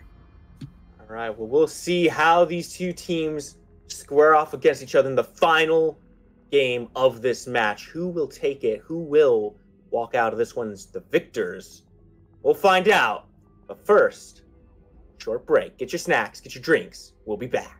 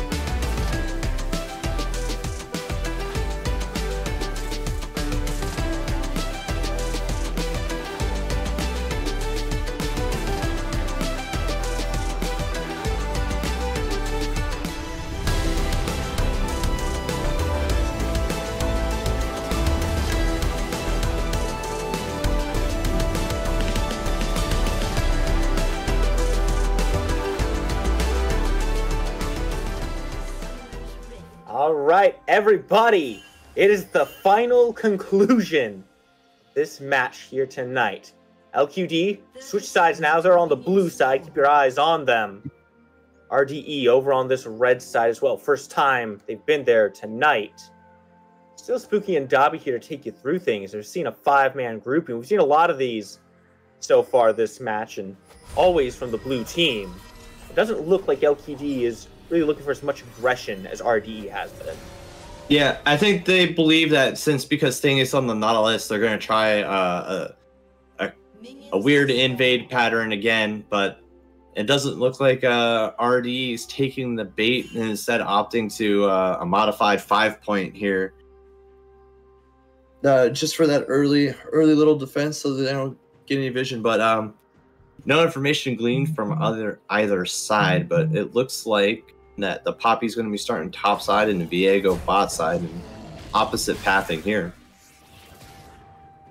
Should provide some interesting opportunities for both sides here.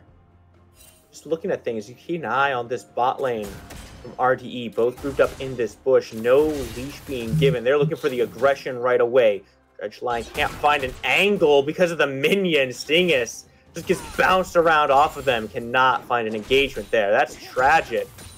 And gets warded on the bush too. Man, Stingus just can't win. Yeah, really good early game play here. Just denying that minor victory is going to set them up for a good lane moving forward. Yeah, a little bit of aggression up in this top lane as well. Bluefin hits level 2 first, so he tries to abuse that, pushing Shadowfrost a little bit further back towards that tower, try to keep him away from some of the farm there. Looking at these lanes, though, I mean, it seems scrappy on all fronts here, right? Obviously, Stingus and Adventurers are going to try to get some aggro going. You can see Poke going both ways there. Bluefin has to try to utilize his early advantage while he can. Once that auto-attacking zone comes up for Shadow, I imagine it'd be a lot harder for him to win those trades. How do you expect this early game to kind of go? Right now, it's pressure for RDE. Is it going to stay that way for long? Well, they have 3 winning lanes pushing in. This allows the Viego just to free farm in the jungle. I foresee a lot of early objectives coming in from RDE, but in terms of like trying to gank, definitely not. It's very hard to tower dive any of these champions, especially with the Poppy being able to rotate and get there quickly. Last thing you need to do is ult in and try and ability out with a steadfast presence in your face. That is the truth right there. Gandhi, though, down here on the bot side, does walk over wards, so should be spotted out. Recognizes that he's also been spotted. He's not going to try to look for too much there. Likely just settled for the scuttle crab there. A little bit more XP. They see him and they immediately back off, not to give them any type of advantage there in the bot lane. Flash from Shadow to avoid the stun from Frost. Bluefin is looking for the chase down. Frost is here as well. Has to wait for the dash to come back up. Stun comes out. Not even going to use the flash to try to get over. He already used the flash. Remembered that as he walked to the wall. First blood goes the way of Bluefin. Yeah, really good job on Bluefin right there. Just getting that early game kill. All you have to do is keep denying that Shen. And the wave is in a great spot just to freeze. And he's going to go ahead and take a little bit of an advantage off of that. Shouldn't lose too much, Shadowfrost. He's still slightly ahead in the CS department. The gold going the way of Bluefin is going to be a little bit of an obstacle in that lane.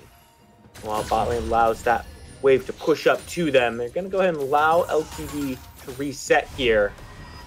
Adventurism picks up that farm. It's like a reset of their own coming through as well.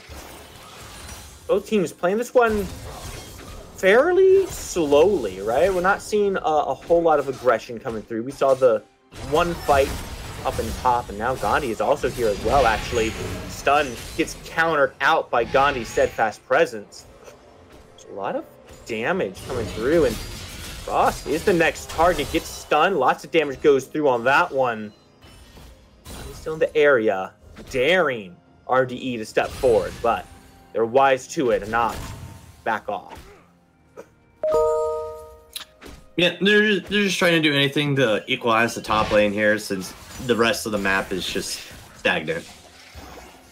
That it really feels like Akalix is mad at Shadow for sharing the same last part of their name. He's just tried to gank him like 4 times in a row here. Like, let the man breathe. Yeah, he made it personal.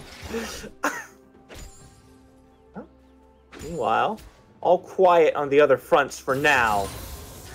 Bot lane still having the aggressive positioning.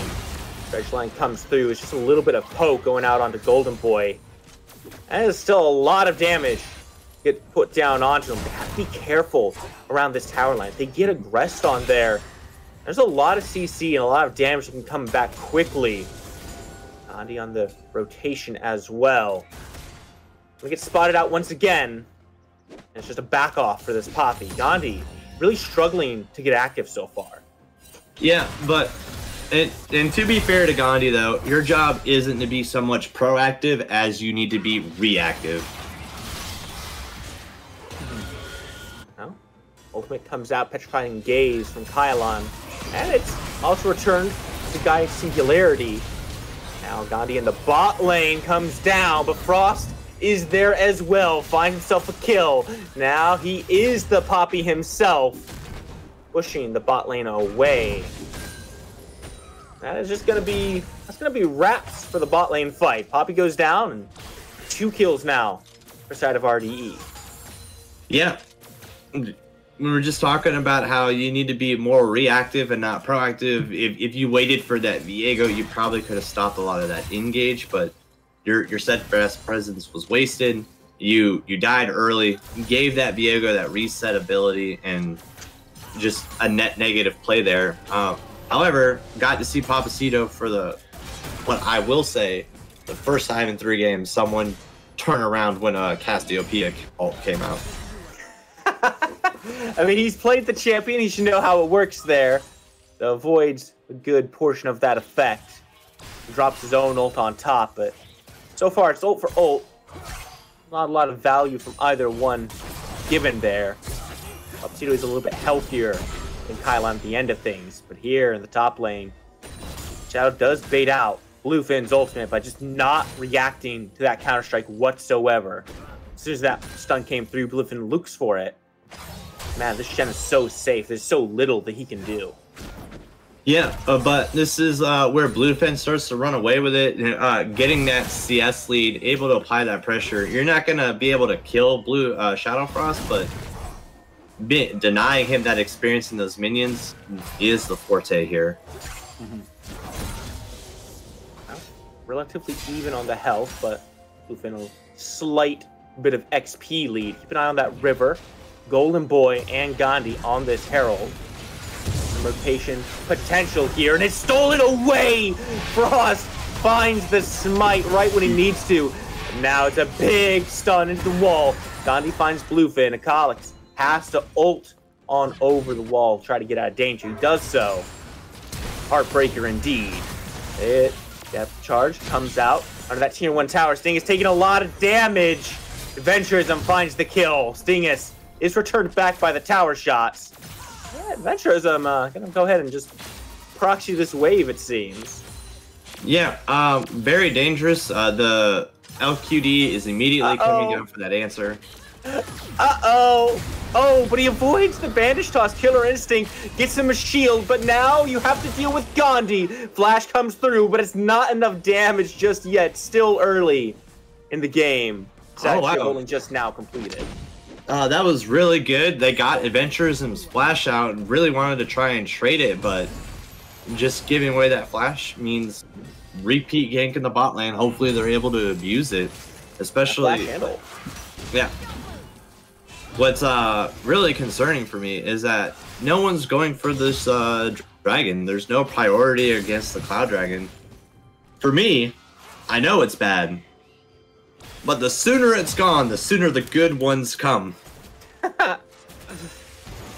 And it seems like both teams kind of they haven't found themselves a strong foothold in the lane. Seems like even trades back and forth. Stingus now might be the target. Stunned down, but big picture fighting gaze hits 3 once again. How does his value keep coming out? Akalix is here, but he has no Heartbreaker available. Hiding in the fog, trying to get out of danger. Uses a dash, stunned down, but gets the blast seed off. And now he's in a bad spot. It's a bad angle for him. And he goes down to Lucky Luke. Venturism, though, is here. No killer instinct, so he's not coming over that wall. Earns a good bit of damage and basically ensures we're still not looking at drag. Before we go any further, I'm 92% sure I just saw 3 pink wards in the same bush. Now we do a little bit of warding every now and then. Sometimes you just drop an extra ward. They can't kill all 3 of them, but they can kill Adventurism. Oh, God, stop! Adventurism finds Golden Boy. It's a 1-for-1 trade. That's tragic. Sting is now going in, but he's under the tower, and Lucky Luke is feeling lucky today. Double kill for the Misfortune. Gandhi on point. Uh-oh. Real tragic that he missed the ultimate. He just cut it off. He was trying to move and do something fancy, and it just didn't work, but... Okay, we're gonna drop the Herald here, I suppose. Gonna get some pressure on that bot lane tower. Not a whole lot. Does get some plates, but I don't know. It feels like a rather late Herald there. Yeah, it's late, but 350 gold for free is really good. And finally, we see some priority placed around this dragon. Kylon about half health, but Akalix was able to start it up, and it gets smited down. Goes the way of RDE. Like gold lead for them now. Those wards are going down, but it takes so long. They still got 1 left. See? They can't kill all 3 of them. They still have the vision that they wanted there. Meanwhile, though, a little bit of a skirmish around the map. You see grouping pretty much across the board there. Keep an eye on the bot side here. We're on a collision course. Lucky Luke runs straight in, and a Curse of the Sad Mummy hits 3 people, but there's nowhere for Lucky Luke to go to shut down. Akalix gets that one. This game remains as back and forth as ever. Stun comes through, not allowing him to get the blast seed off, but he goes too far with the Heartbreaker. It won't matter. He has to burn the flash, but he gets the kill. Yep, just securing the kill there, making sure that you're allowing that Kaisa to get those last plates and get that first tower. Now, gold starting to grow in favor of RDE. LQD has been struggling a little bit to find answers so far this game. It's 7-7 on the board. You look at the objectives, you look at the gold, you can see which way this game is starting to flow a little bit. You talk about Bluefin being a problem. We've seen precious little attention paid towards to him up here in the top lane. Does something need to change there? Is this the route the LQD needs to take? Do they need to focus mid? What is the game plan going forward? They need to play around their bot lane. The MF is fed. She's just behind. It's a conundrum for sure, but just making sure that you're playing around her and doing what needs to be done. Boy, Akalix now the target. Bullet time comes through. It's a shutdown onto Akalix. Lucky Luke finds Stingus as well. Just like that. That's the damage you were talking about. That's what you want to see from this bot lane. The grouping from LQD is so good. We just have to see them actually do it like they have here. Yeah. It just being able to synergize those picks, do what you need to do, and then not get caught out like that, but translating those picks into gold with other objectives.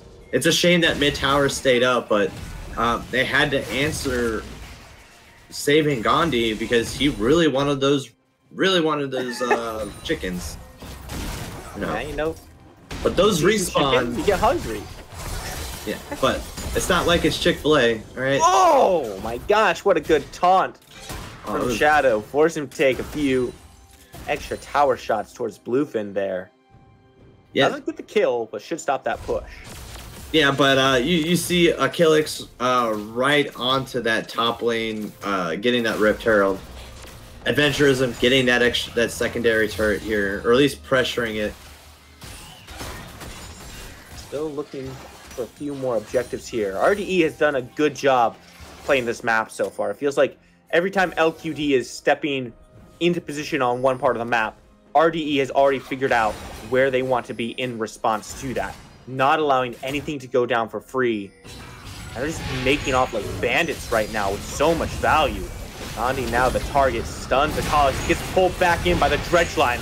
The Curse of the Sad Mummy, though, might turn that around, and he's feeling real sad indeed. Diego no longer in this fight. Chaos Storm comes down, but the dredge line gets things a little bit more distant. Gandhi, not having any of that, follows him with the charge. Yeah. 2 kills for LQD. They're doing really good fighting around each other, like matching aggression with aggression, doing what they need to do to stay into this game, and this is much closer than the last 2 games were as well. And then just only being 1,000 gold behind here, going past 15 minutes. Before, it was last game, I believe it was like 6,000 gold in 10 minutes. Yeah, but my mind still goes to Bluefin on this Jax, and you see him just constantly pushing down this bot lane, basically ensuring Shadow doesn't get to be with the rest of his team. Granted, you know, it's Shen. He's got the standing knight. He's got the ultimate to just be with his team at a moment's notice. Mm-hmm. But then he's giving up towers where Jax is. Like, it's a conundrum. Yeah, but that stand united. Even if I'm Jax, I'm letting that go through. It's just so I can take that objective. But even if you don't, even if it doesn't go through, the shield still is applied. So you're still being able to affect the team fights globally. Dragon being looked at once again. Again, it is RDE. Start that up and cut it down. Slaying the dragon. Ocean Drake now for RDE. They lose a mid tower as a result, but I think they're okay with that. Gold, a lot more even at this point, but when you look at the kills, LQD is up 4 kills and down in gold. That's not where you want to be. Yeah, but most of it is like the objective control just isn't quite there for them, and you can see it like in terms of vision as well. Like look at the bot lane in the bottom jungle. It is lit up like Christmas in July. However, you don't see that same answer into the other side of the map. Yeah. So like just having that vision control allows you to have that objective control and gives you the freedom to maneuver around the map and track where the enemy is at all times. And at the end of the day, this is an objective-based game, right? You can have all the kills in the world. If you don't have any of the objectives, the game is still probably not going to go your way here. So LQD, while their team fights aren't looking phenomenal, they need to transition those fights around actual objectives. They need to actually be there for them. But where does that start? Like, how do they get in position? Well, they just need to be able to do what they've been doing. They're finding these number advantages and getting these picks off because they're layering their CC down. Have to be careful here. But they don't have any control in their own jungle. A little rotation coming through here from RDE. They're tired of this tier 2 standing in the bot lane. Might be looking to force it down. Nope, they're just going to walk away. They're just going to walk away. We just sometimes walk from mid lane to bot lane just to say hello to Shen and then walk back to the mid lane. You know, it's getting our steps in. It's cardio. Well, what it's really doing is it's making LDQ or LQD keep following them around. You saw they immediately answered all the way bot, and they were stretched thin. And now they're not grouped together tightly, so any pick that happens could be positive for RDE. Doesn't look like they're going to take any aggressive position to try to take advantage of it. Right now, they're just waiting for this objective to spawn in. It is the Baron. You can see they're grouped around it here. 3 in mid. Pylon up in the top lane, ready to collapse on in a moment's notice. They have to find a pick first. They don't want to start this as a pure 5-on-5. Opsino burns the TP to get in position. LQD understands the situation of this game right now. They're not willing to give anything up for free. Yeah. All meeting. That'll be all right. And because there's no outer turrets except in that bot lane on red side, there's not a lot of like pressure to go anywhere. Like you can't go up there and just take that turret and not expect Baron to be taken. Yeah. So just that standing gold is going to stay that way for a while, but the gold lead isn't really expanding. It's staying stagnant at 1,000 for RDE, but something's going to have to happen soon. Or this is just going to be an extremely slow macro-based game, even though the entire early game was extremely aggressive. And it kind of feels like it's what both teams want as well. At this point, they haven't been able to establish a big lead for themselves. So things are a little bit more careful here. This is the final game of the match. Right? There's not going to be another try to correct your mistakes. You have to play it almost perfectly now if you want this win to come through for you. Right. Well, with Dragon spawning in a minute, and it would be sole point for the side of RDE, maybe you try and make a play cross map, get something out of it, push for that Baron, get it done extremely fast, or you go and try and get that Dragon yourself. Looks like they're going to go ahead and try for the Baron, split the map as well as they can.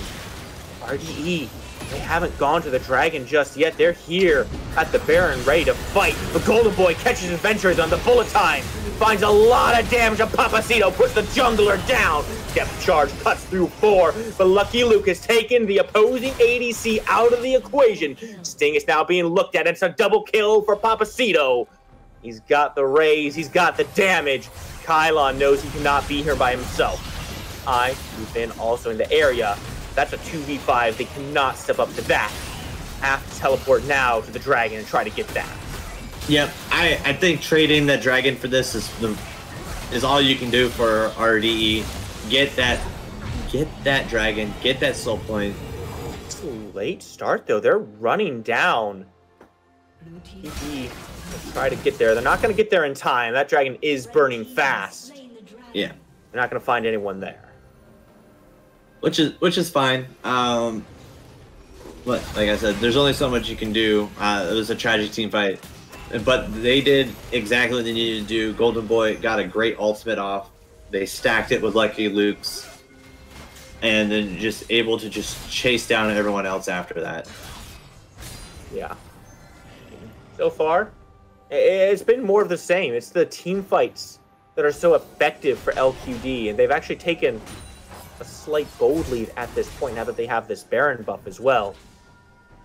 A little bit of a mistake, I'd say, from RDE to send just 2 people over to that Baron. If you suspect that they're there, you got to be there as a whole unit, because you know there's going to be more than 2-3 people at that Baron buff.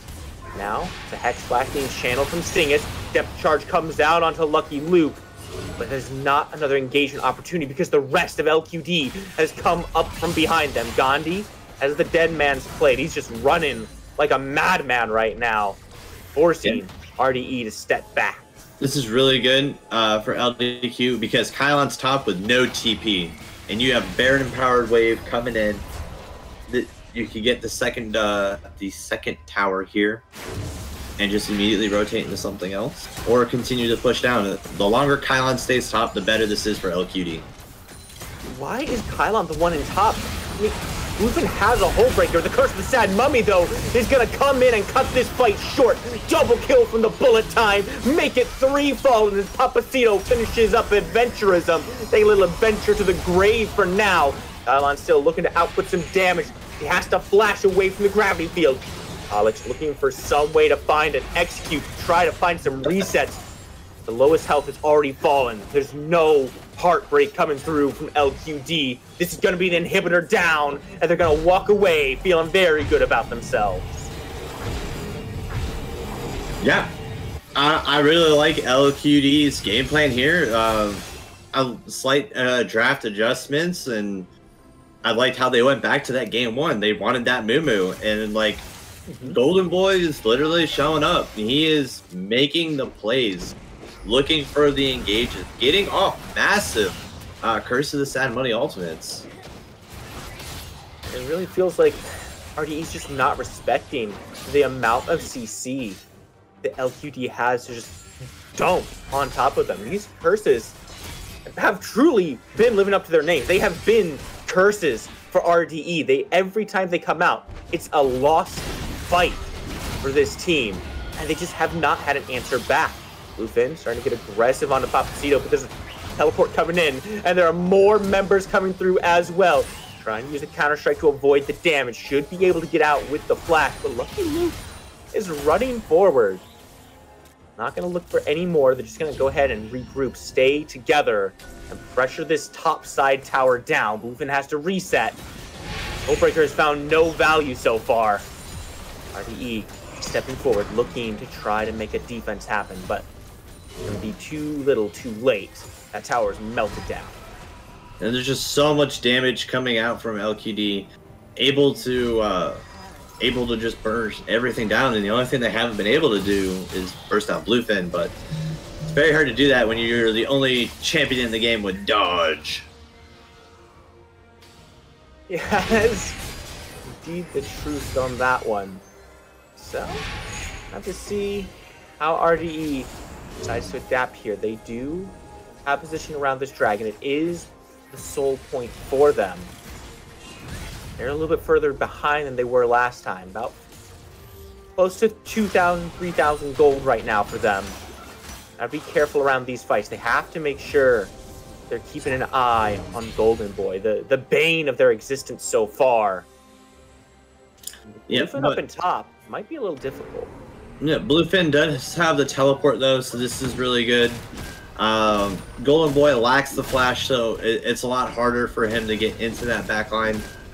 But they really should be trying to prioritize getting these the waves managed so that they can go for the dragon. They only have a short amount of time left, but the last thing you want is for LQD to start getting these dragons and stacking them. Yeah, it's really a problem if they're able to get these stacks going for them.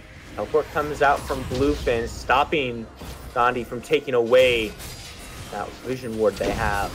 Now they're going to go and start it up. Bluefin playing the diversion, gets melted down, but the Curse of the Sad Mummy has been used. Dragon goes the way of RDE, that is Soul Point. Flash comes in from Papacito, he's looking for a lot of damage. Last Seed, gonna get Kylon out of the Chaos Storm. The Singularity will be finding no kills today. Akalix is the target. The Miasma will slow everyone down along with that X-Drake. He should be out of danger. Keep in mind, his inhibitor is down.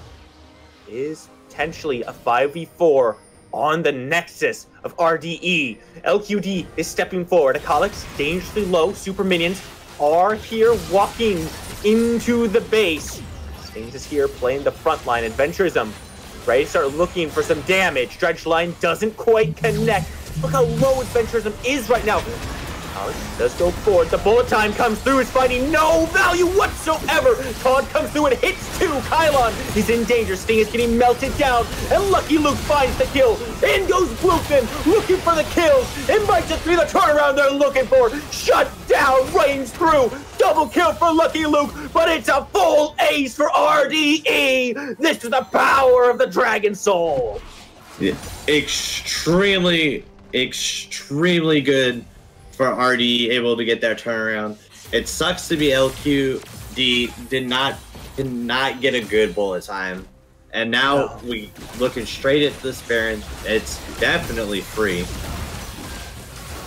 and it's starting to swing the opposite direction. All of the control, all of the prioritizing and just getting the good fights around. But like you were saying earlier, it's objective based, and RDE are the ones walking around with the most objectives right now. Yeah, I mean, I think we have to shout out Bluefin on that. I mean, yes, he went in 1v5. Yeah, he died. But guess what? That was the entire purpose of that play. He didn't need to do anything but soak up time and cooldowns from LQD to ensure that his team got that Dragon Soul. He played it perfectly. And then he was able to just kind of hang on until he respawned. That was a full engage. I feel like once LQD missed their bullet time, didn't have their Curse the Sad Mummy up for the wombo combo they've been executing, they can't look for those fights anymore. Yeah, they just need to back off and respect the team. Like, the Cassiopeia puts out a lot of damage, and you see Kylon not exactly in every team fight, but is untouched in this game. Mm-hmm. Sitting with a 700 gold bounty, I mean, he's doing the work that needs to be done. And now that they have that Hextech Soul, like, that passive is procced with any poison that comes off a Kylon. So if you accidentally walk through a miasma, like, you could accidentally slow yourself even further. Yeah, we saw that exact thing on that chase right after. Now Gandhi is Gandhi. He is dead on the grayscale, not to be considered in this siege any longer. 5 strong in the bot lane. RDE wish to step forward with the Baron. 2 cannons will melt this tower down. They're gonna trade back that inhibitor they lost in their bot lane. It was a while ago, but now Karma has come around. They're looking to siege on this Nexus. Still 5 strong. Gonna step back for now. They're gonna pull back, reset, and regroup. Yeah, it's been such a large gold swing here in the last 2 minutes that objective bounties are up. Wow, that's actually insane how quickly those have come up now here. Well, tower in mid lane gonna be going down as well. Inhibitor gonna be looked at. Death Ray doesn't quite connect any damage. We're waiting for Bluefin to get into position here. He's still got some time to bring that top wave up to the tower. RDE, they want to play this a little bit more slowly than that. They want to be careful here. They don't want to throw away the lead that they've managed to get. Remember, now that these towers are down, you've got gold in the pockets. Got to spend that for it to be an impact. Yep, but they have the open inhibitor. They have the open inhibitor bot. They have the unprotected inhibitor mid, and just one last tower top. They have the ability to move, go through this. They just spent all their gold. You see, there's 2 Zonias and a stopwatch, and there's 2 Zonias and 3 stopwatches on the side of RDE. Even the next team fight, you're not going to be doing a lot of killing in any shape or form. I think this one is all but wrapped up for the side of RDE. It just took them a long time, a lot of missed executions in the early game, but they finally scaled hard enough that they're back in it. They had some missed executions before. They could still miss some executions here in the late game. These are some long respawn timers now, the 33-minute mark. If they do make a mistake, it's going to be a long payback.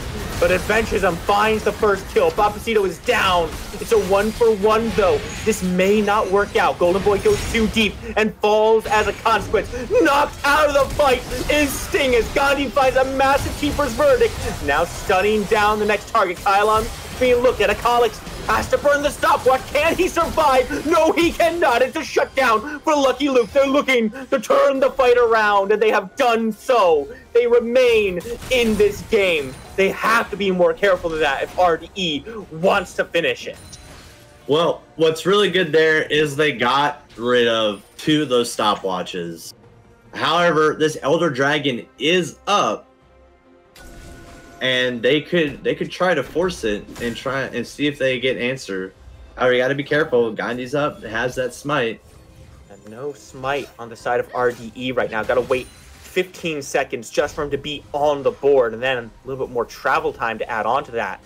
They also can't just reset here. They have to be in position to make sure they don't get this Elder Dragon. Now it's started up by LQD. Kylon throws some damage out. There's one little bit of damage, and in goes Adventurism. The killer instinct is here to pop the Zonias to keep himself alive, and this could be the turnaround they need. A double kill. The Curse of the Sad Mummy hits all 3 of those members, but Gandhi is the last one standing. He might fall, he might not. Either way, RDE simply does not care about this Poppy. They want the Nexus. They want the game. And Akalix is going to make sure there's no reset coming through from Gandhi to stop the defensive push.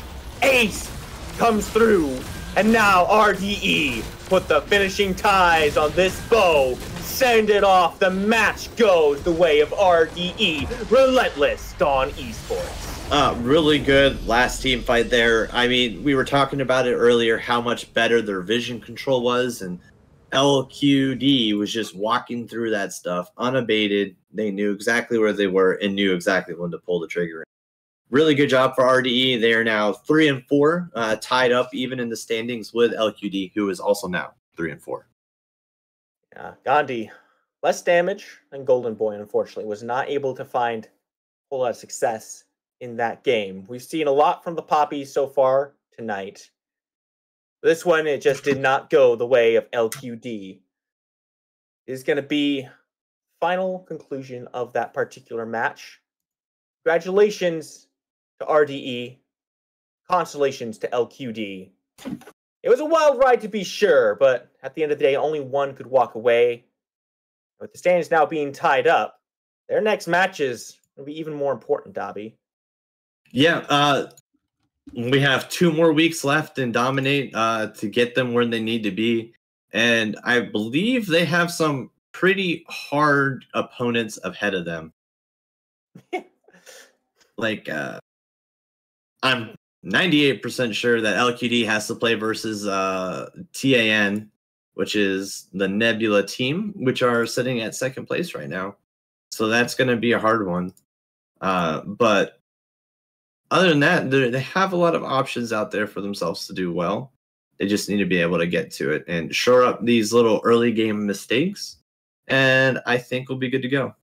And it's going to be the proving grounds for them from now on. Can they keep climbing? Or will they stagnate? Only time will tell. But that's a tale for another day, another week. We hope to see you on that week. That's going to be next week, so make sure you're here. Make sure you're staying tuned and following all the action. We expect you to see you there. It's been Spooky, Dobby, and War Eagle on that fabulous spectator. Thank you for joining us. Have a great rest of your night.